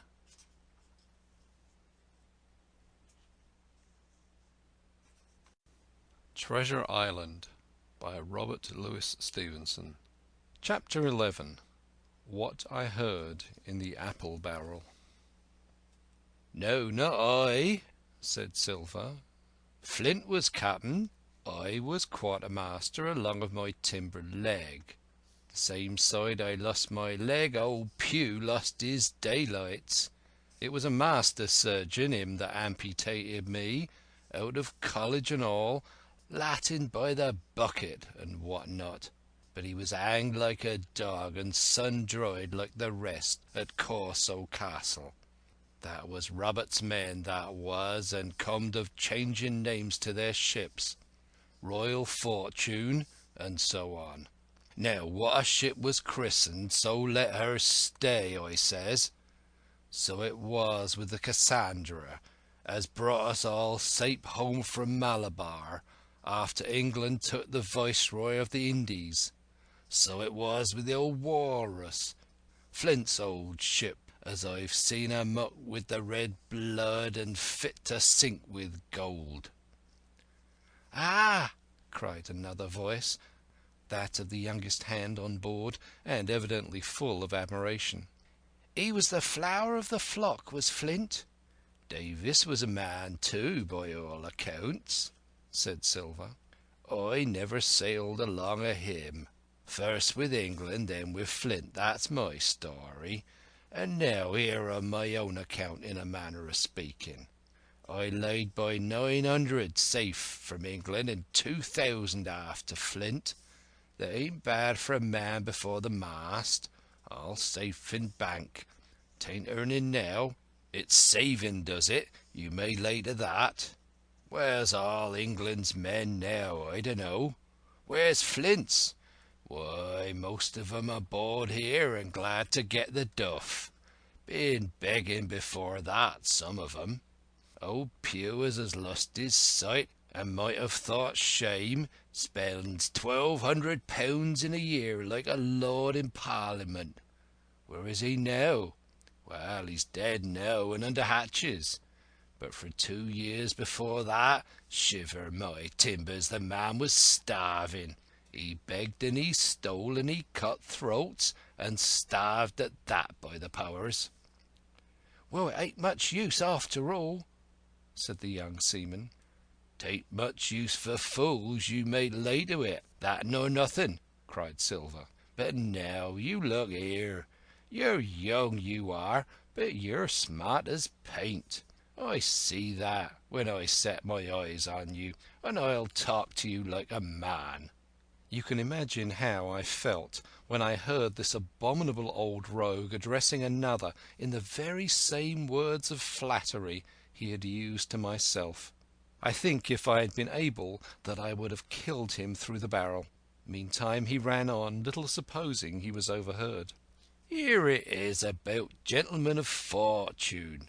They lives rough and they risks swinging, but they eat and drink like fighting cocks, and when a cruise is done, why, it's hundreds of pounds instead of hundreds of farthings in their pockets. Now, the most goes for rum and a good fling, and to sea again in their shirts.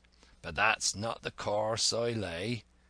I puts it all away, some here, some there, and none too much anywheres by reason of suspicion. I'm 50, mark you. Once back from this cruise, I set up gentleman in earnest. Time enough too, says you. Ah, but I've lived easy in the meantime, never denied myself a nothing the heart desires, and slept soft and ate dainty all my days but when at sea. And how did I begin? Before the mast, like you." "Well," said the other, "but all the other money's gone now, ain't it? You daren't show face in Bristol after this." "Why, where might you suppose it was?" asked Silver derisively.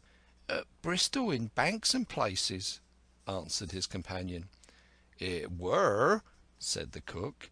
"It were when we weighed anchor, but my old missus has it all by now, and the spyglass is sold, leasts and goodwill and rigging, and the old girl's off to meet me.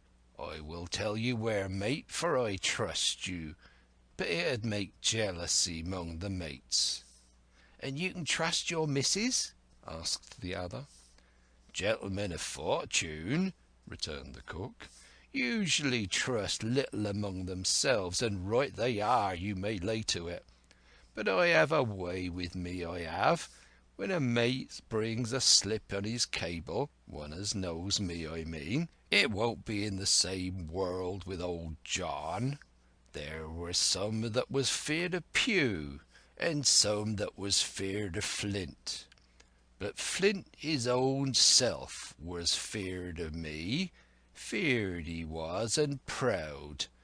They was the roughest crew afloat, was Flint's. The devil himself would have been feared to go to sea with them.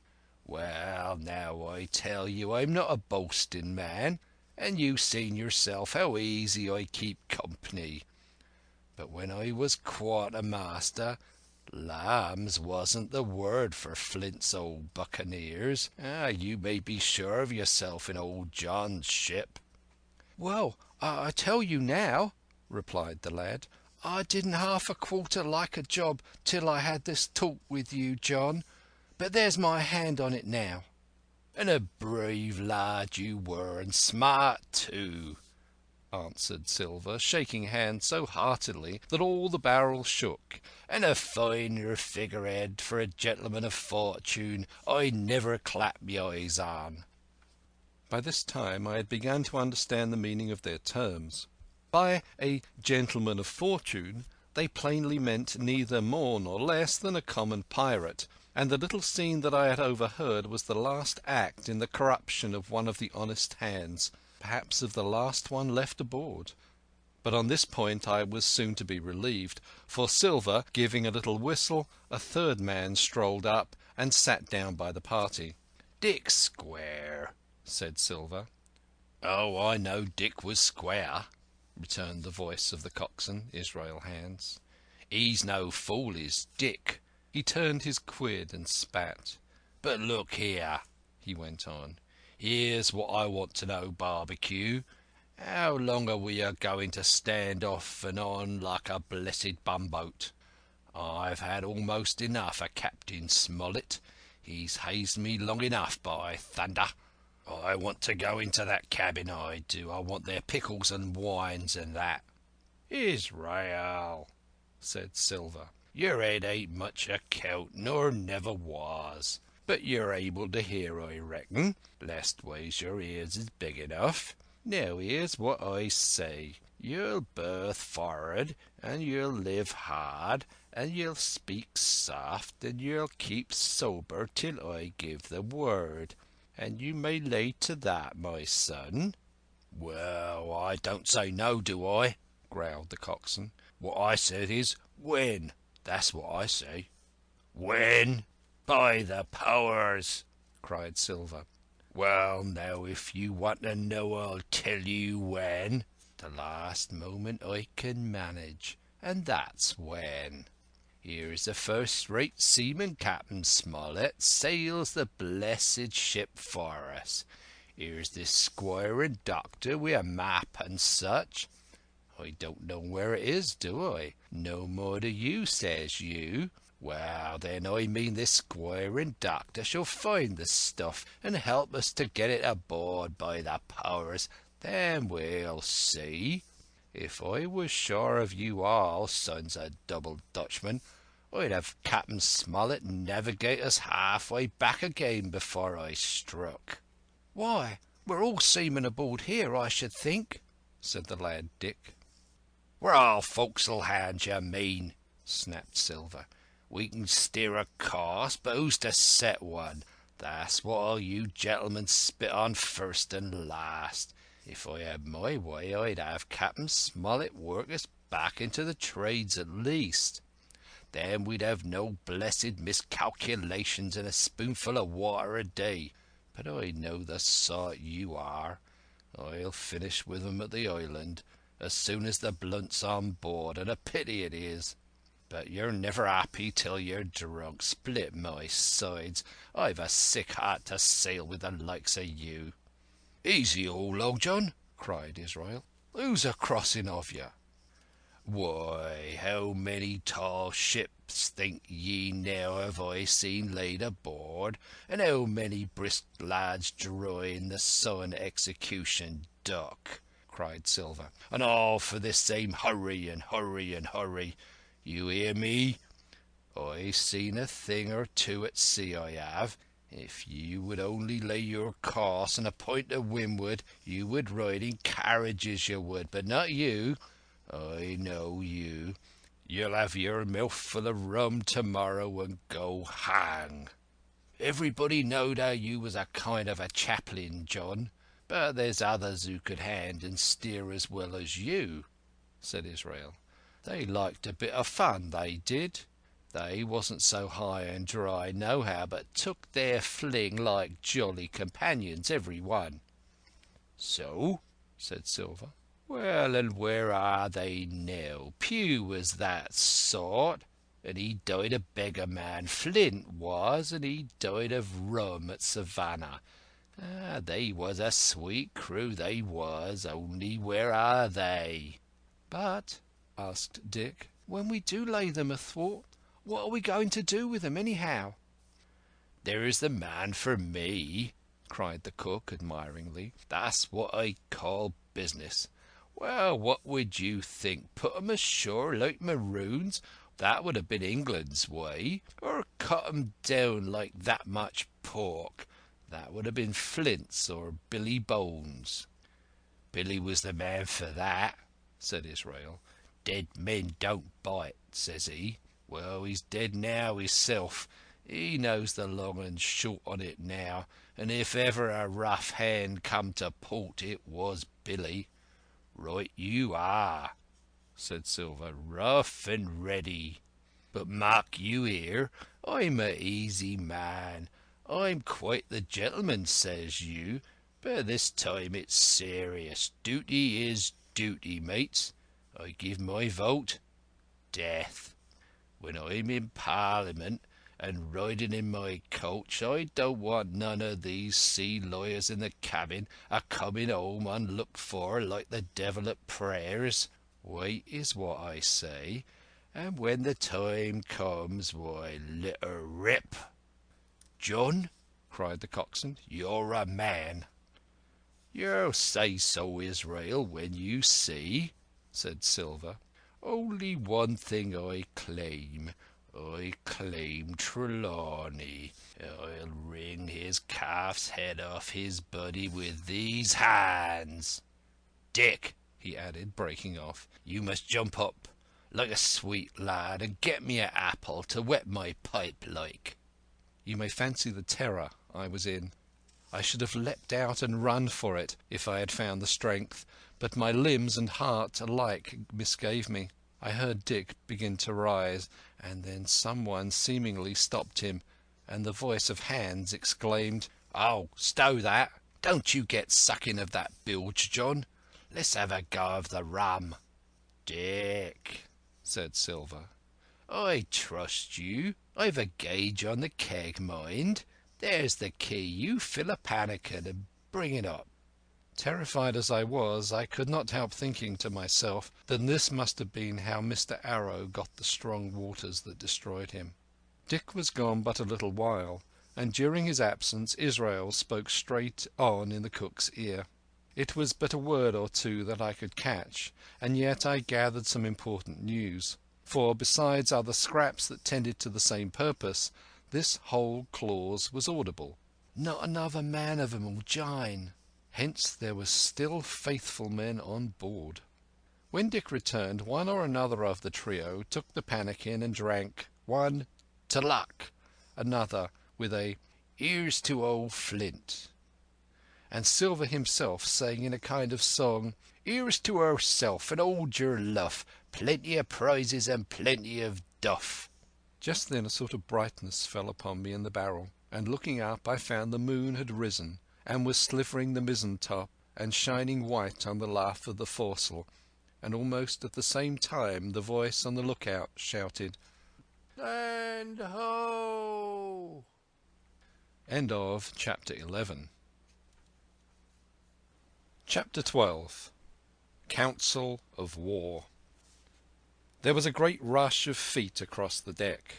I could hear people tumbling up from the cabin and the forecastle, and slipping in an instant outside my barrel. I dived behind the foresail and made a double toward the stern, and came out upon the open deck in time to join Hunter and Dr. Livesey in the rush for the weather bow. There all hands were already congregated.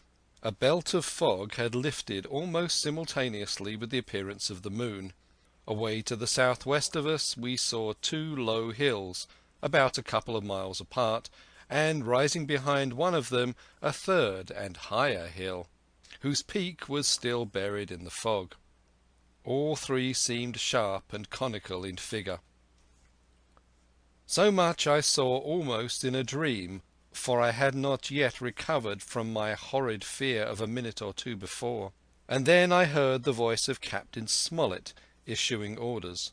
The Hispaniola was laid a couple of points nearer the wind, and now sailed a course that would just clear the island to the east. "And now, men," said the captain when all was sheeted home, "has any one of you ever seen that land ahead?"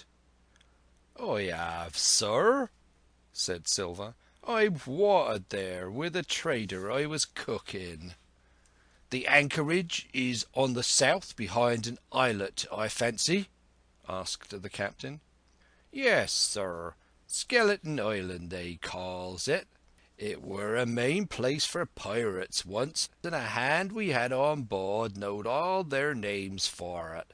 That hill to the nor'ard they calls Foremast Hill.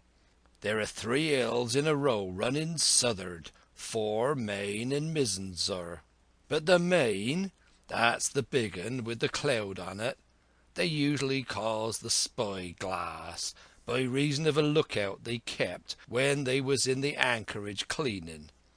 For it's there they clean their ships, sir, asking your pardon." "I have a chart here," said Captain Smollett. "See if that's the place." Long John's eyes burned in his head as he took the chart, but by the fresh look of the paper I knew he was doomed to disappointment. This was not the map we found in Billy Bones' chest, but an accurate copy, complete in all things, names and heights and soundings, with the single exception of the red crosses and the written notes. Sharp as must have been his annoyance, Silver had the strength of mind to hide it. "Yes, sir," said he, "this is the spot to be sure, and very prettily drawed out. Who might have done that, I wonder? The pirates were too ignorant, I reckon. Here it is, Captain Kidd's anchorage, just the name my shipmate called it. There's a strong current rounds along the south, and then away up nor'ard up the west coast. Right you was, sir," said he, "to haul your wind and keep the weather of the island. Leastways, if such was your intention as to enter and careen, there ain't no better place for that in these waters." "Thank you, my man," said Captain Smollett. "I'll ask you later on to give us a help. You may go." I was surprised at the coolness with which John avowed his knowledge of the island, and I own I was half frightened when I saw him drawing nearer to myself. He did not know, to be sure, that I had overheard his counsel from the apple barrel, and yet I had by this time taken such a horror of his cruelty, duplicity, and power that I could scarce conceal a shudder when he laid his hand upon my arm. "Ah," said he, "this here is a sweet spot, this island. A sweet spot for a lad to get ashore on. You'll bathe and you'll climb trees and you'll hunt goats, you will, and you'll get aloft on them hills like a goat yourself. Why, it makes me young again. I was going to forget my timber leg, I was. It's a pleasant thing to be young, and have 10 toes you may lay to that. When you want to go a bit of exploring, you ask old John, and he'll put up a snack for you to take along." And clapping me in the friendliest way upon the shoulder, he hobbled off forward and went below. Captain Smollett, the squire, and Dr. Livesey were talking together on the quarter-deck, and, anxious as I was to tell them my story, I durst not interrupt them openly. While I was still casting about in my thoughts to find some probable excuse, Dr. Livesey called me to his side. He had left his pipe below, and, being a slave to tobacco, had meant that I should fetch it. But as soon as I was near enough to speak and not be overheard, I broke out immediately. "Doctor, let me speak. Get the captain and squire down to the cabin, and then make some pretence to send for me. I have terrible news." The doctor changed countenance a little, but next moment he was master of himself. "Thank you, Jim," said he quite loudly. "That was all I wanted to know," as if he had asked me a question. And with that he turned on his heel and rejoined the other two. They spoke together for a little, and though none of them started or raised his voice, or so much as whistled, it was plain enough that Dr. Livesey had communicated my request, for the next thing that I heard was the captain giving an order to Job Anderson, and all hands were piped on deck. "My lads," said Captain Smollett, "I've a word to say to you. This land that we have sighted is the place we have been sailing to. Mr. Trelawney, being a very open-handed gentleman, as we all know, has just asked me a word or two, and as I was able to tell him that every man on board had done his duty, alow and aloft, as I never asked to see it done better, why, he and I and the doctor are going below to the cabin to drink your health and luck, and you'll have grog served out to you to drink our health and luck. I'll tell you what I think of this. I think it handsome, and if you think as I do, you'll give a good sea cheer for the gentleman that does it." The cheer followed. That was a matter of course, but it rang out so full and hearty that I confess I could hardly believe these same men were plotting for our blood. "One more cheer for Captain Smollett," cried Long John, when the first had subsided, and this was given with a will. On the top of that the three gentlemen went below, and not long after word was sent forward that Jim Hawkins was wanted in the cabin. I found them all three seated around the table, a bottle of Spanish wine and some raisins before them, and the doctor smoking away with his wig on his lap, and that I knew was a sign that he was agitated. The stern window was open, for it was a warm night, and you could see the moon shining behind on the ship's wake. "Now, Hawkins," said the squire, "you have something to say. Speak up." I did as I was bid, and, short as I could make it, told the whole details of Silver's conversation.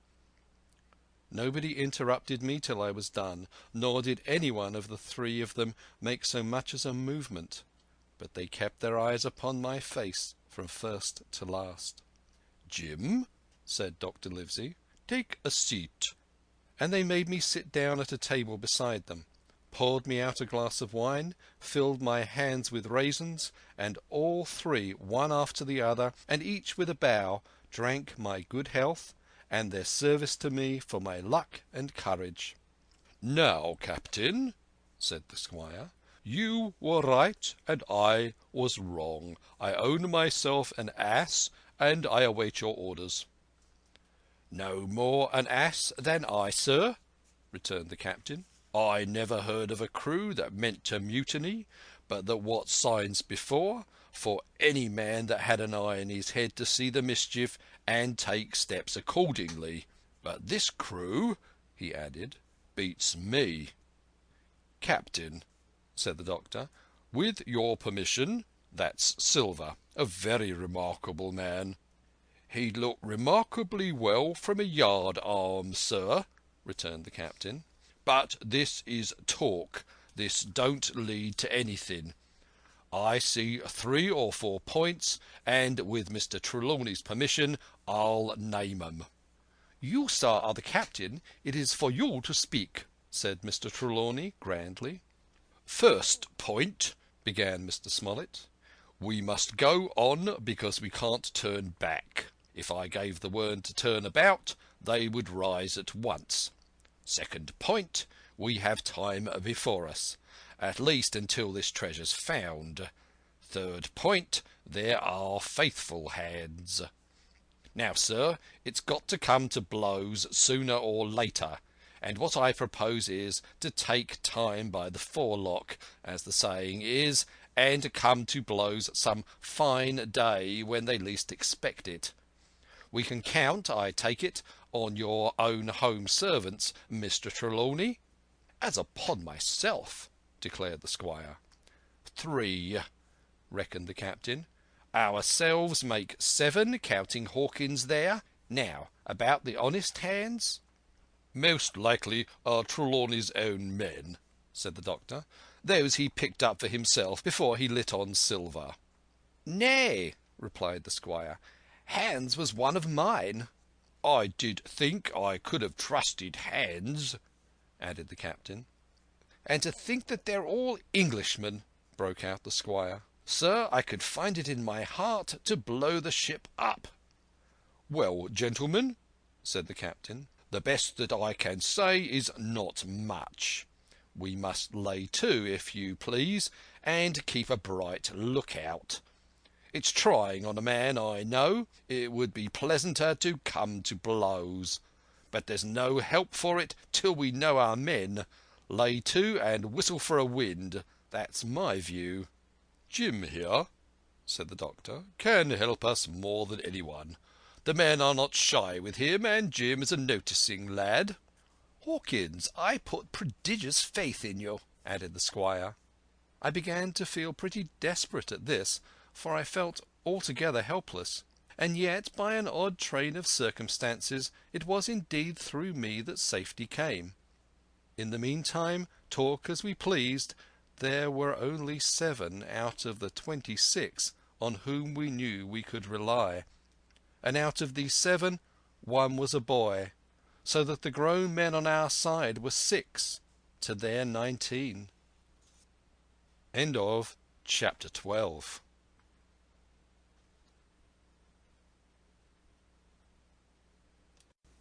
Treasure Island by Robert Louis Stevenson. Chapter 13. How my shore adventure began. The appearance of the island when I came on deck next morning was altogether changed. Although the breeze had now utterly ceased, we had made a great deal of way during the night, and were now lying becalmed about half a mile to the southeast of the low eastern coast. Grey-coloured woods covered a large part of the surface.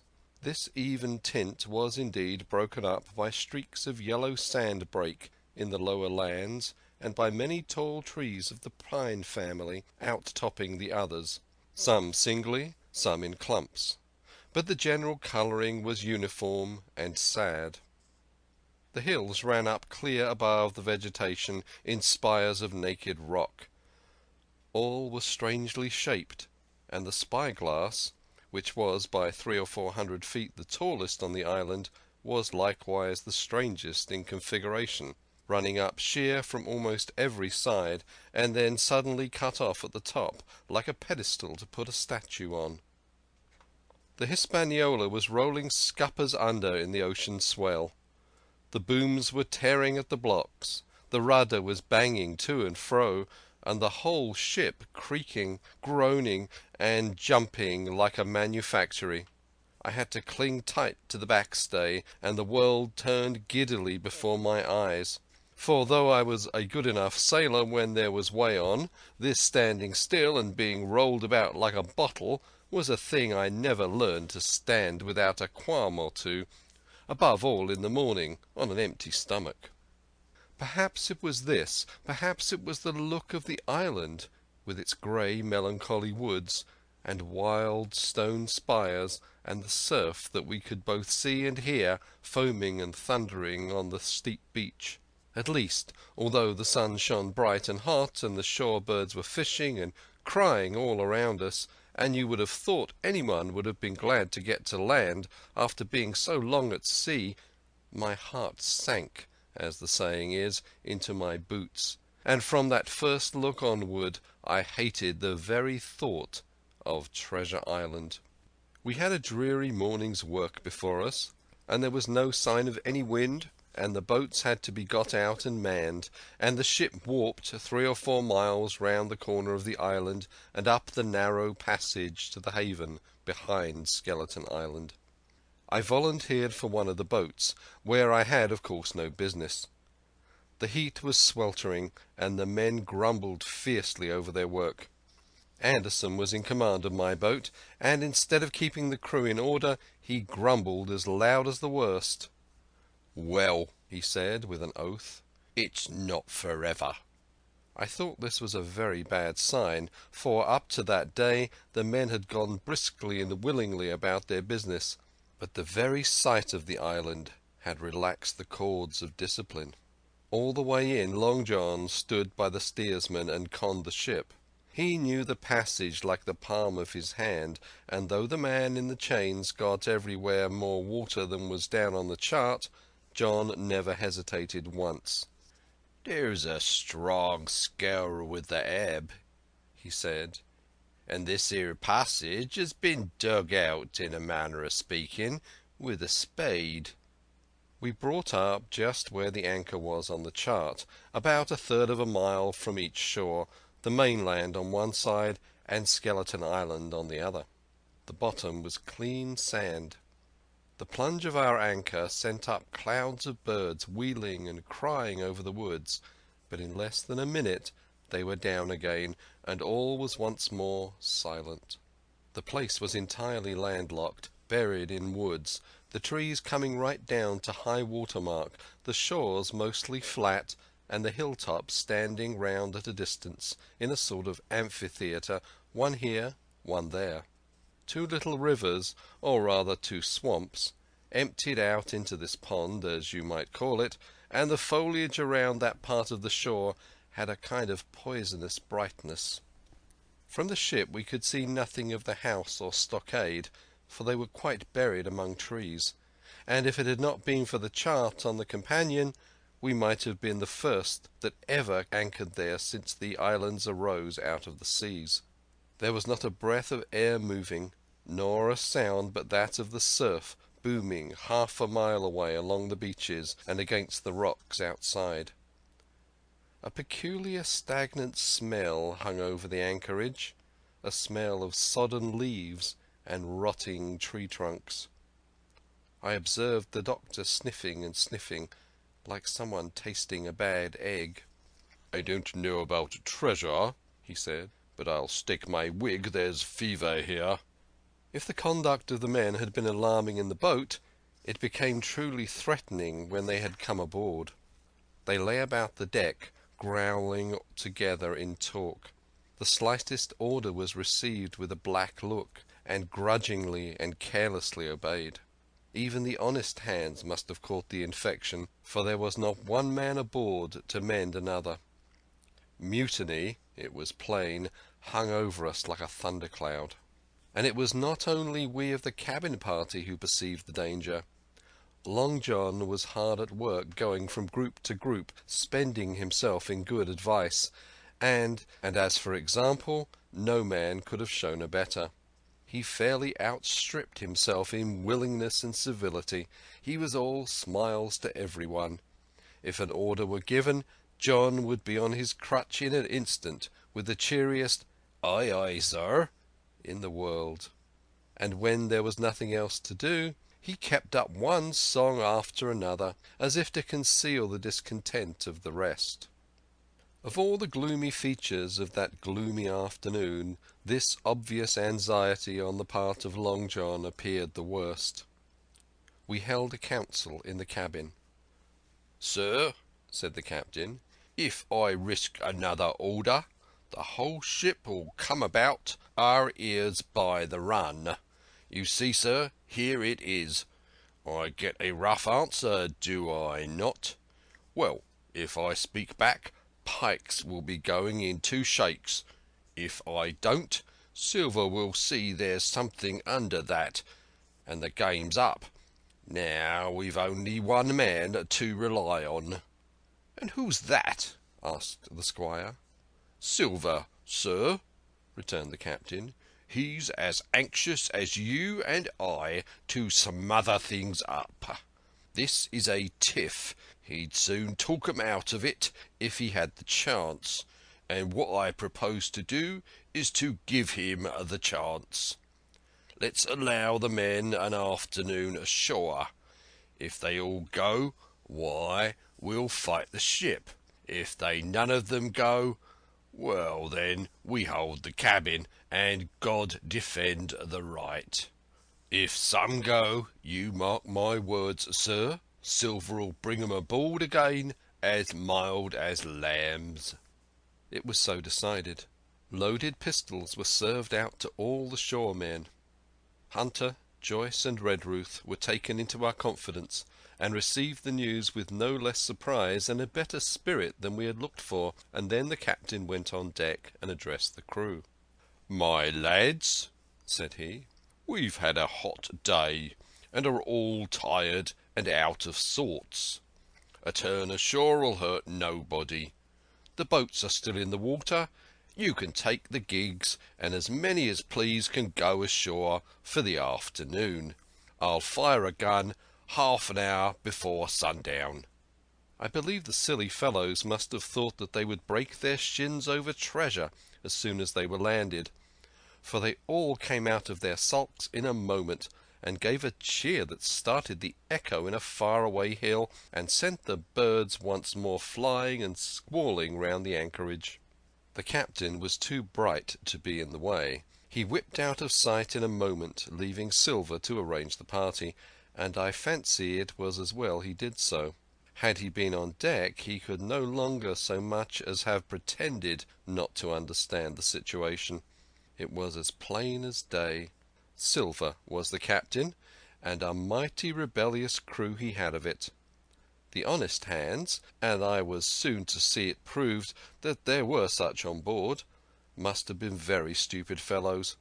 Or rather, I suppose the truth was this, that all hands were disaffected by the example of the ringleaders, only some more, some less, and a few, being good fellows in the main, could neither be led nor driven any farther. It is one thing to be idle and skulk, and quite another to take a ship and murder a number of innocent men. At last, however, the party was made up. 6 fellows were to stay on board, and the remaining 13, including Silver, began to embark. Then it was that there came into my head the first of the mad notions that contributed so much to save our lives. If 6 men were left by Silver, it was plain our party could not take and fight the ship, and since only 6 were left, it was equally plain that the cabin party had no present need of my assistance. It occurred to me at once to go ashore. In a jiffy I had slipped over the side and curled up in the foresheets of the nearest boat, and almost at the same moment she shoved off. No one took notice of me, only the bow oar saying, "Is that you, Jim? Keep your head down." But Silver from the other boat looked sharply over and called out to know if that were me, and from that moment I began to regret what I had done. The crews raced for the beach, and in the boat I was in, having some start and being at once the lighter and the better manned, shot far ahead of her consort, and the bow had struck among the shoreside trees, and I had caught a branch and swung myself out and plunged into the nearest thicket, while Silver and the rest were still 100 yards away. "Jim! Jim!" I heard him shouting. But you may suppose I paid no heed. Jumping, ducking and breaking through, I ran straight before my nose till I could run no longer. End of Chapter 13. Chapter 14. The First Blow. I was so pleased at having given the slip to Long John that I began to enjoy myself and look around me with some interest on the strange land that I was in. I had crossed a marshy tract full of willows, bulrushes, and odd, outlandish, swampy trees, and now had come out upon the skirts of an open piece of undulating sandy country, about a mile long, dotted with a few pines and a great number of contorted trees, not unlike the oak in growth, but pale in the foliage, like willows. On the far side of the open stood one of the hills, with 2 quaint craggy peaks shining vividly in the sun. I now felt for the first time the joy of exploration. The isle was uninhabited, but my shipmates I have left behind, and nothing lived in front of me but dumb brutes and fowls. I turned hither and thither among the trees. Here and there were flowering plants unknown to me. Here and there I saw snakes, and one raised his head from a ledge of rock and hissed at me with a noise not unlike the spinning of a top. Little did I suppose that he was a deadly enemy, and the noise was the famous rattle. Then I came to a long thicket of these oak-like trees, live or evergreen oaks I heard afterward they should be called, which grew low along the sand like brambles, the boughs curiously twisted, the foliage compact like thatch. The thicket stretched down from the top of one of the sandy knolls, spreading and growing taller as it went, until it reached the margin of the broad reedy fen through which the nearest of the little rivers soaked its way into the anchorage. The marsh was streaming in the strong sun, and the outline of the spyglass trembled through the haze. All at once there began to go a sort of bustle among the bulrushes. A wild duck flew up with a quack, another followed, and soon over the whole surface of the marsh a great cloud of birds hung screaming and circling in the air. I judged at once that some of my shipmates must be drawing near along the borders of the fen. Nor was I deceived, for soon I heard the very distant and low tones of a human voice, which, as I continued to give ear, grew steadily louder and nearer. This put me in great fear, and I crawled under cover of the nearest live oak and squatted there, hearkening, as silent as a mouse. Another voice answered, and then the first voice, which I now recognized to be Silver's, once more took up the story and ran on for a long while in a stream, only now and again interrupted by the other. By the sound they must have been talking earnestly and almost fiercely, but no distinct word came to my hearing. At last the speakers seemed to have paused, and perhaps to have sat down, for not only did they cease to draw any nearer, but the birds themselves began to grow more quiet and to settle again into their places in the swamp. And now I began to feel that I was neglecting my business. That since I had been so foolhardy as to come ashore with these desperadoes, the least I could do was to overhear them at their councils, and that my plain and obvious duty was to draw as close as I could manage under the favourable ambush of the crouching trees. I could tell the direction of the speakers pretty exactly, not only by the sound of their voices, but by the behaviour of the few birds that still hung in alarm above the heads of the intruders. Crawling on all fours, I made steadily but slowly towards them, till at last, raising my head to an aperture among the leaves, I could see clear down into a little green dell beside the marsh, and closely set about with trees, where Long John Silver and another of the crew stood face to face in conversation. The sun beat full upon them. Silver had thrown his hat beside him on the ground, and his great smooth blonde face, all shining with heat, was lifted to the other man's in a kind of appeal. "Mate," he was saying, "that's because I thinks gold dust of you, gold dust, and you may lay to that, and if I hadn't took to you like pitch, do you think I'd have been here a warning of you? All's up. You can't make nor mend. It's to save your neck that I'm a-speaking, and if one of the wild uns knew it, where'd I be, Tom? Now tell me, where'd I be?" "Silver," said the other man, and I observed he was not only red in the face, but spoke as hoarse as a crow, and his voice shook too, like a taut rope.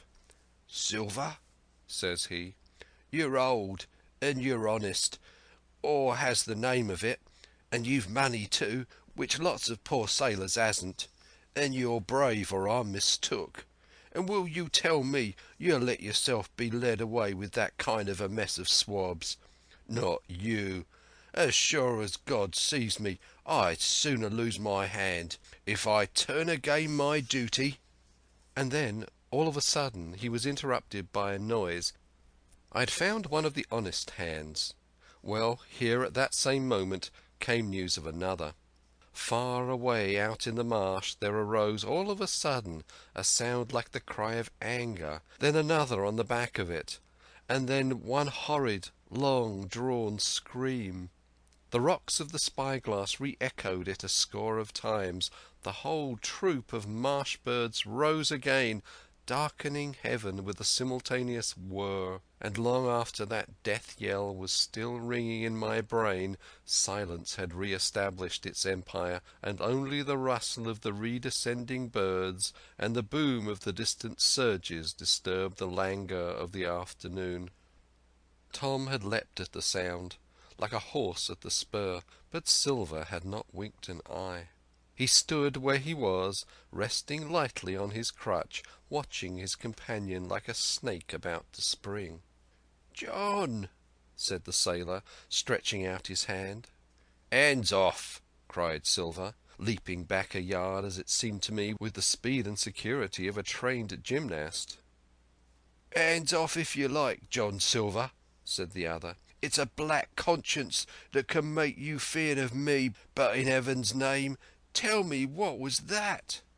"That?" returned Silver, smiling away, but warier than ever, his eye a mere pinpoint in his big face, but gleaming like a crumb of glass.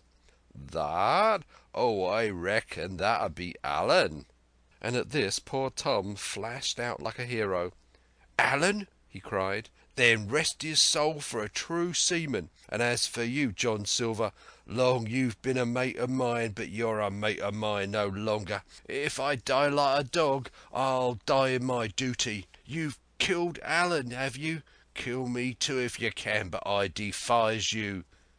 And with that this brave fellow turned his back directly on the cook and set off walking for the beach. But he was not destined to go far.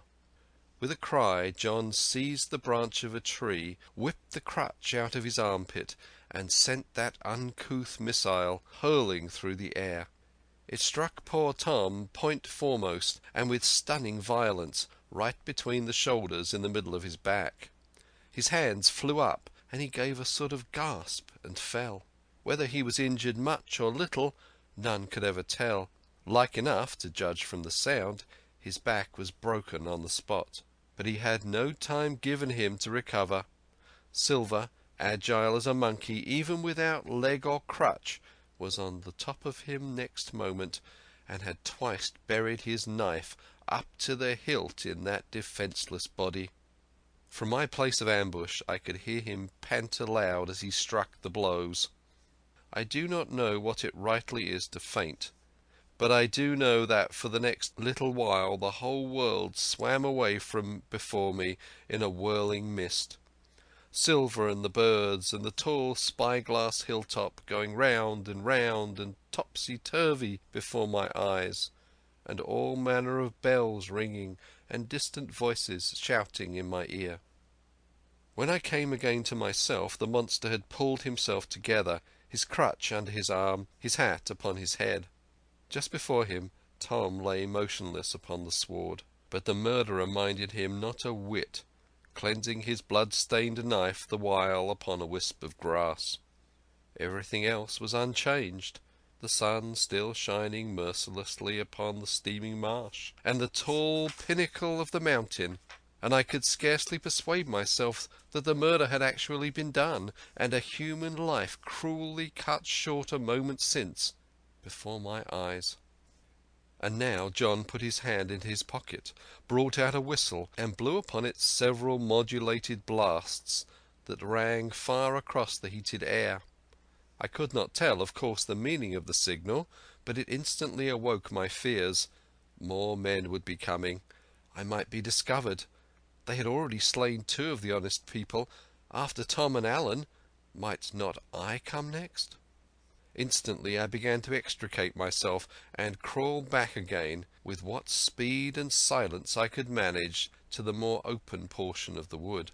And as I did so I could hear hails coming and going between the old buccaneer and his comrades, and this sound of danger lent me wings.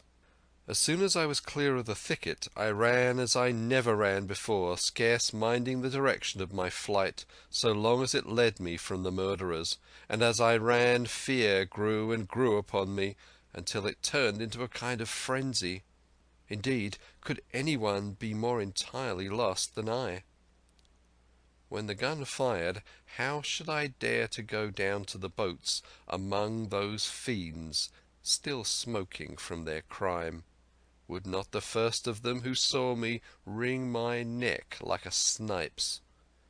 Would not my absence itself be an evidence to them of my alarm, and therefore of my fatal knowledge? It was all over, I thought. Good-bye to the Hispaniola, good-bye to the squire, the doctor, and the captain. There was nothing left for me but death by starvation, or death by the hands of the mutineers. All this while, as I say, I was still running, and without taking any notice I had drawn near to the foot of the little hill with the 2 peaks, and had got into a part of the island where the wild oaks grew more widely apart, and seemed more like forest trees in their bearing and dimensions. Mingled with these there were a few scattered pines, some 50, some nearer 70 feet high.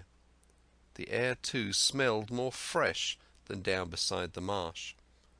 And here a fresh alarm brought me to a standstill with a thumping heart.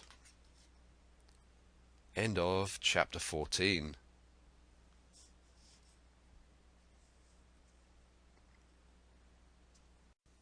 Treasure Island by Robert Louis Stevenson. Chapter 15. The Man of the Island.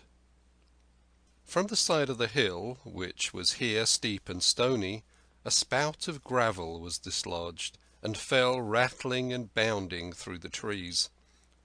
My eyes turned instinctively in that direction, and I saw a figure leap with great rapidity behind the trunk of a pine. What it was, whether bear, or man, or monkey, I could in no wise tell. It seemed dark and shaggy, more I knew not, but the terror of this new apparition brought me to a stand. I was now, it seemed, cut off upon both sides, behind me the murderers, before me this lurking nondescript, and immediately I began to prefer the dangers that I knew to those I knew not. Silver himself appeared less terrible in contrast with this creature of the woods, and I turned on my heel, and looking sharply behind me over my shoulder, began to retrace my steps in the direction of the boats.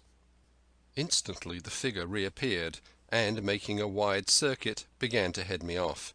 I was tired, at any rate, but had I been as fresh as when I rose, I could see it was in vain for me to contend in speed with such an adversary. From trunk to trunk the creature flitted like a deer, running man-like on 2 legs, but unlike any man that I had ever seen, stooping almost double as it ran. Yet a man it was. I could no longer be in doubt about that. I began to recall what I had heard of cannibals. I was with an ace of calling for help, but the mere fact that he was a man, however wild, had somewhat reassured me, and my fear of Silver began to revive in proportion. I stood still, therefore, and cast about for some method of escape, and as I was so thinking the recollection of my pistol flashed into my mind. As soon as I remembered I was not defenceless, courage glowed again in my heart, and I set my face resolutely for this man of the island, and walked briskly toward him. He was concealed by this time behind another tree trunk, but he must have been watching me closely, for as soon as I began to move in his direction he reappeared and took a step to meet me. Then he hesitated, drew back, came forward again, and at last, to my wonder and confusion, threw himself on his knees and held out his clasped hands in supplication. At that I once more stopped. "Who are you?" I asked. "Ben Gunn," he answered, and his voice sounded hoarse and awkward, like a rusty lock. "I'm poor Ben Gunn, I am, and I haven't spoke with a Christian these 3 years." I could now see that he was a white man like myself, and that his features were even pleasing. His skin, wherever it was exposed, was burned by the sun. Even his lips were black, and his fair eyes looked quite startling in so dark a face. Of all the beggar men that I had seen or fancied, he was the chief for raggedness. He was clothed with tatters of old ship's canvas and old sea-cloth, and this extraordinary patchwork was all held together by a system of the most various and incongruous fastenings, brass buttons, bits of stick, and loops of tarry gaskin. About his waist he wore an old brass-buckled leather belt, which was the one thing solid in his whole accoutrement. 3 years?" I cried. "Were you shipwrecked?" "Nay, mate," said he, "marooned." I had heard that word, and I knew it stood for a horrible kind of punishment common enough among the buccaneers, in which the offender is put ashore with a little powder and shot, and left behind on some desolate and distant island. "Marooned 3 years agone," he continued, "and lived on goats since then, and berries and oysters. Wherever a man is, says I, a man can do for himself. But, mate, my heart is sore for Christian diet. You mayn't happen to have a piece of cheese about you now? No? Well, many's the long night I've dreamed of cheese, toasted mostly, and woke up again, and here I were." "If ever I can get aboard again," said I, "you shall have cheese by the stone." At this time he had been feeling the stuff of my jacket, smoothing my hands, looking at my boots, and generally in the intervals of his speech showing a childish pleasure in the presence of a fellow creature. But at my last words he perked up into a kind of startled slyness. "If ever you get aboard again, says you," he repeated. "Why now, who's to hinder you?" "Not you, I know," was my reply. "Oh, and right you was," he cried. "Now what do you call yourself, mate?" "Jim," I told him. "Jim, Jim," says he, quite pleased apparently.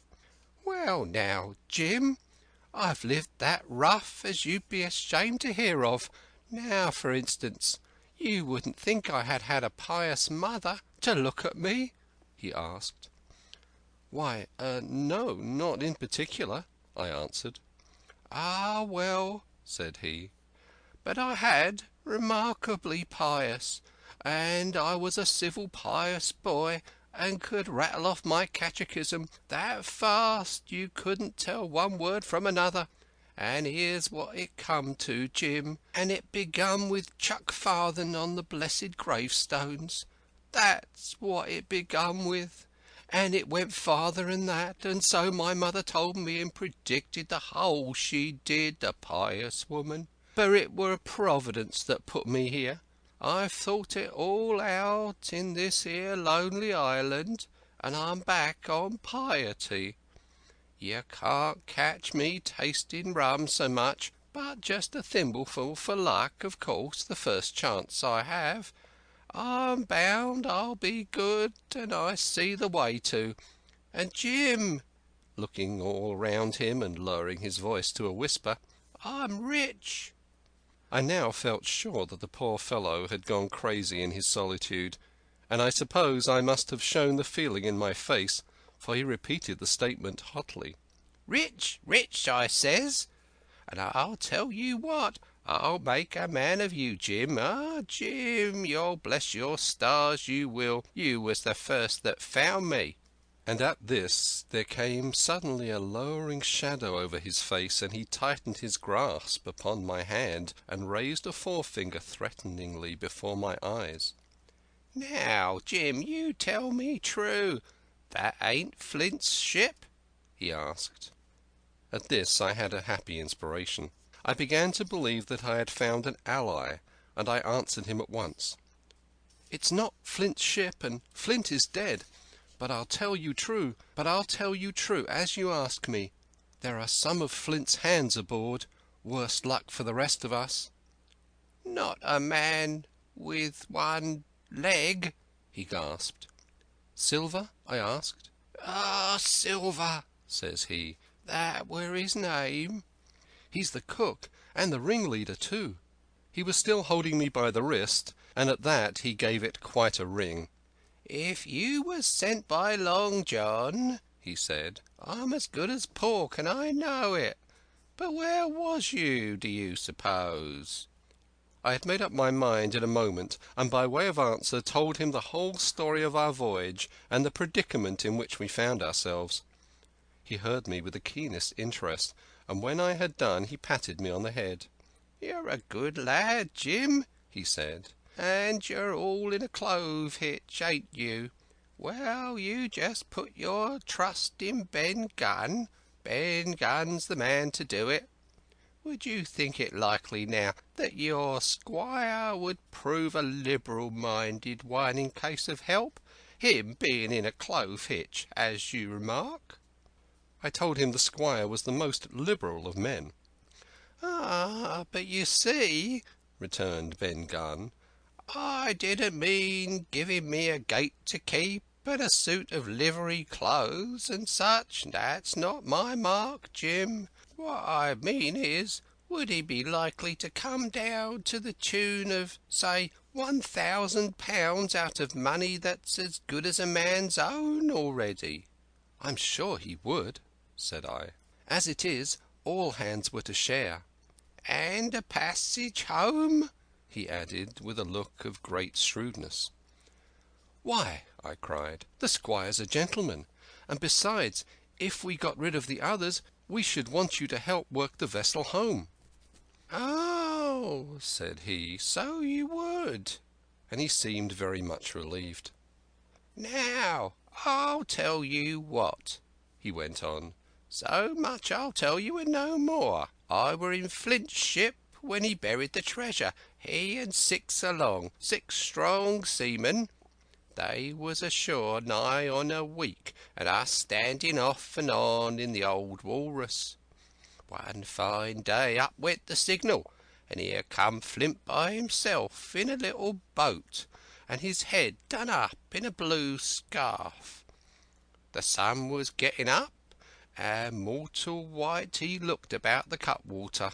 But there he was, you mind, and the 6 all dead.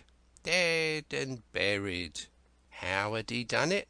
Not a man aboard us could make out. It was battle, murder, and sudden death, leastways, him against 6. Billy Bones was the mate, Long Johnny was quartermaster, and they asked him where the treasure was. 'Ah,' he says, 'you can go ashore if you like and stay,' he says, 'but as for the ship, she'll be up for more, by thunder.' That's what he said. Well, I was in another ship 3 years back, and we sighted this island. 'Boys,' said I, 'here's Flint's treasure. Let's land and find it.' The captain was displeased at that, but my messmates were all of a mind and landed. 12 days they looked for it, and every day they had the worse word for me, until one fine morning all hands went aboard. 'As for you, Benjamin Gunn,' says they, 'here's a musket,' they says, 'and a spade and a pickaxe. You can stay here and find Flint's money for yourself,' they says. Well, Jim, 3 years have I been here, and not a bite of Christian diet from that day to this. But now you look here, look at me. Do I look like a man before the mast? No, says you, nor I weren't neither, I says." And with that he winked and pinched me hard. "Just you mention them words to your squire, Jim," he went on.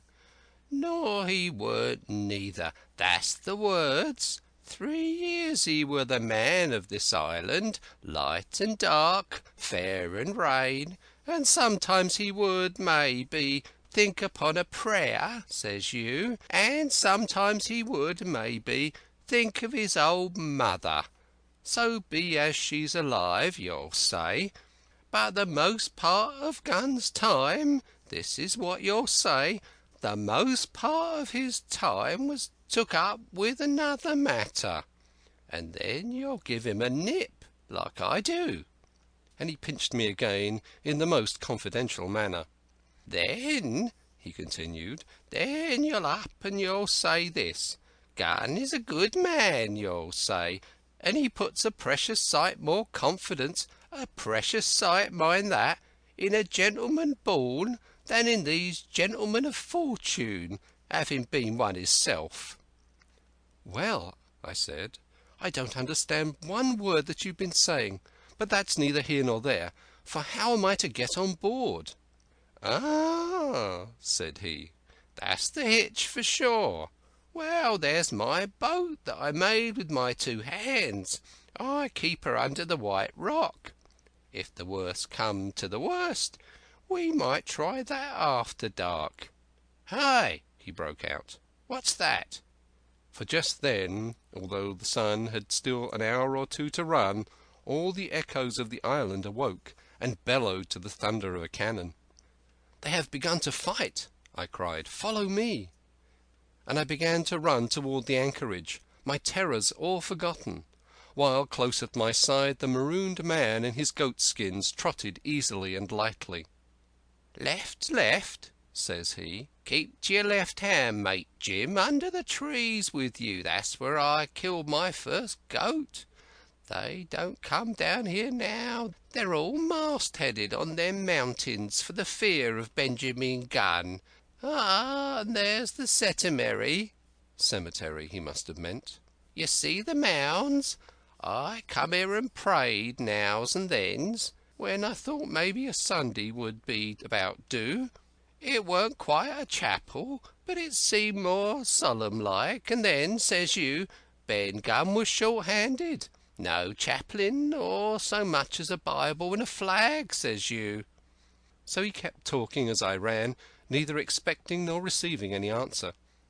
The cannon shot was followed after a considerable interval by a volley of small arms. Another pause, and then, not a quarter of a mile in front of me, I beheld the Union Jack flutter in the air above a wood. End of Chapter 15. Part 4. The Stockade. Chapter 16. Narrative continued by the Doctor. How the ship was abandoned. It was about 1:30, 3 bells in the sea phrase, that the 2 boats went ashore from the Hispaniola. The captain, the squire, and I were talking matters over in the cabin. Had there been a breath of wind, we should have fallen on the 6 mutineers who were left aboard with us, slipped our cable, and away to sea. But the wind was wanting, and to complete our helplessness, down came Hunter with the news that Jim Hawkins had slipped into a boat and was gone ashore with the rest. It had never occurred to us to doubt Jim Hawkins, but we were alarmed for his safety. With the men in the temper they were in, it seemed an even chance if we should see the lad again. We ran on deck. The pitch was bubbling in the seams. The nasty stench of the place turned me sick. If ever a man smelled fever and dysentery, it was in that abominable anchorage. The 6 scoundrels were sitting grumbling under a sail in the forecastle. Ashore we could see the gigs had made fast, and a man sitting in each, hard by where the river runs in. One of them was whistling Lily Bolero. Waiting was a strain, and it was decided that Hunter and I should go ashore with the jolly boat in quest of information. The gigs had leaned to their right, but Hunter and I pulled straight in the direction of the stockade upon the chart. The 2 who were left guarding their boats seemed in a bustle at our appearance. Lily Bolero stopped off, and I could see the pair discussing what they ought to do. Had they gone and told Silver, all might have turned out differently.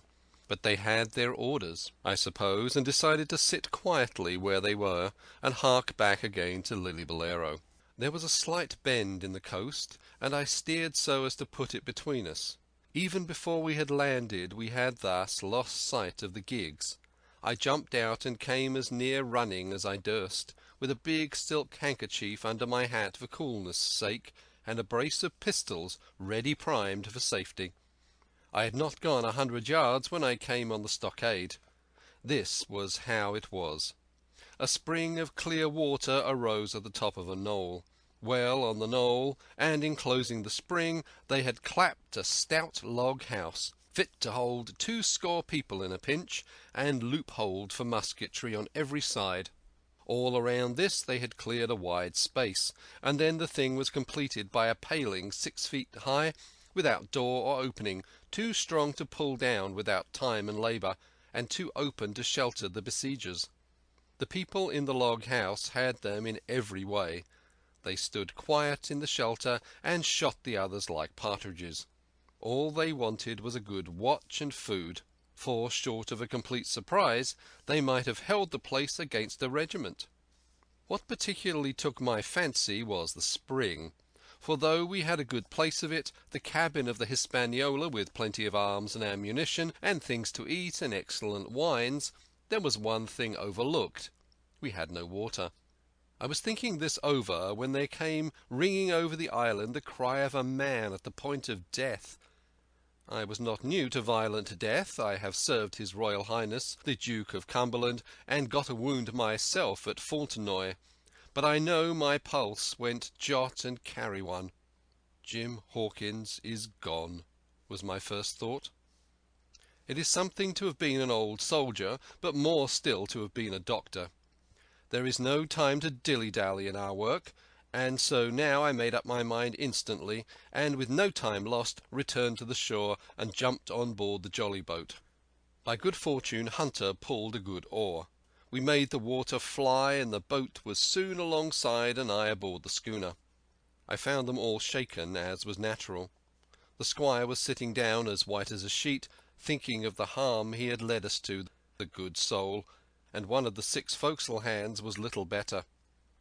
"There's a man," said Captain Smollett, nodding towards him, "new to this work. He came nigh-hand fainting, Doctor, when he heard the cry. Another touch of the rudder, and that man would join us." I told my plan to the captain, and between us we settled on the details of its accomplishment.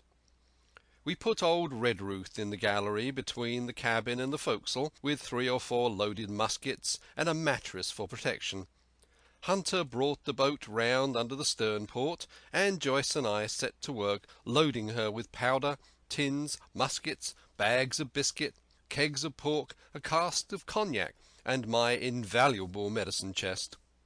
In the meantime the squire and the captain stayed on the deck, and the latter hailed the coxswain, who was the principal man aboard. "Mr. Hans," he said, "there are 2 of us with a brace of pistols each.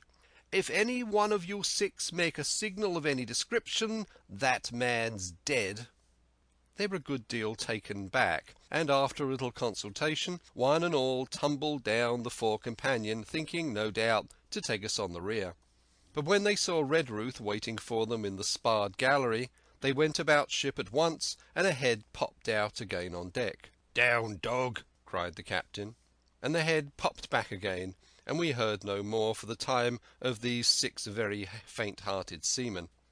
By this time, tumbling things in as they came, we had the jolly boat loaded as much as we dared. Joyce and I got out through the stern port, and we made for shore again as fast as oars could take us. This second trip fairly aroused the watchers along shore. Lily Bolero was dropped again, and just before we lost sight of them behind a little point, one of them whipped ashore and disappeared. I had half a mind to change my plan and destroy their boats, but I feared that Silver and the others might be close at hand, and all might very well be lost by trying for too much.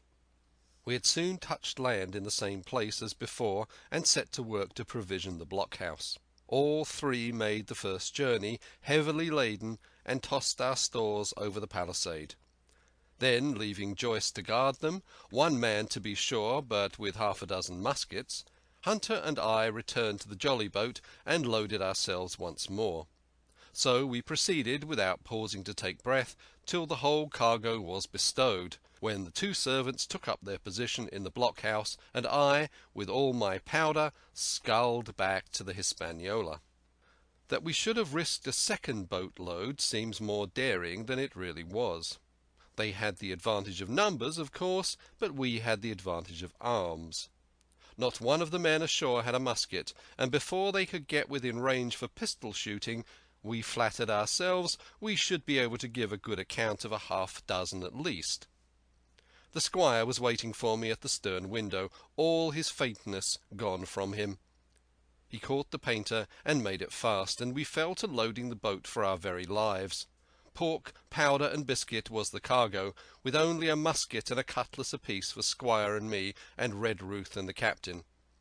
The rest of the arms and powder we dropped overboard in 2 fathoms and a half of water, so that we could see the bright steel shining far below us in the sun on the clean sandy bottom. By this time the tide was beginning to ebb, and the ship was swinging round to her anchor.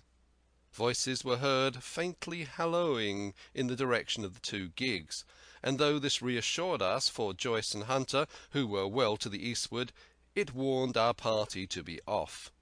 Redruth retreated from his place in the gallery and dropped into the boat, which we then brought round to the ship's counter to be handier for Captain Smollett. "Now, men," said he, "do you hear me?" There was no answer from the forecastle. It's to you, Abraham Gray. It's to you I am speaking. Still no reply. Gray, resumed Mr. Smollett, a little louder, I am leaving this ship, and I order you to follow your captain. I know you are a good man at bottom, and I dare say not one of the lot of you's as bad as he makes out. I have my watch here in my hand. I give you 30 seconds to join me in.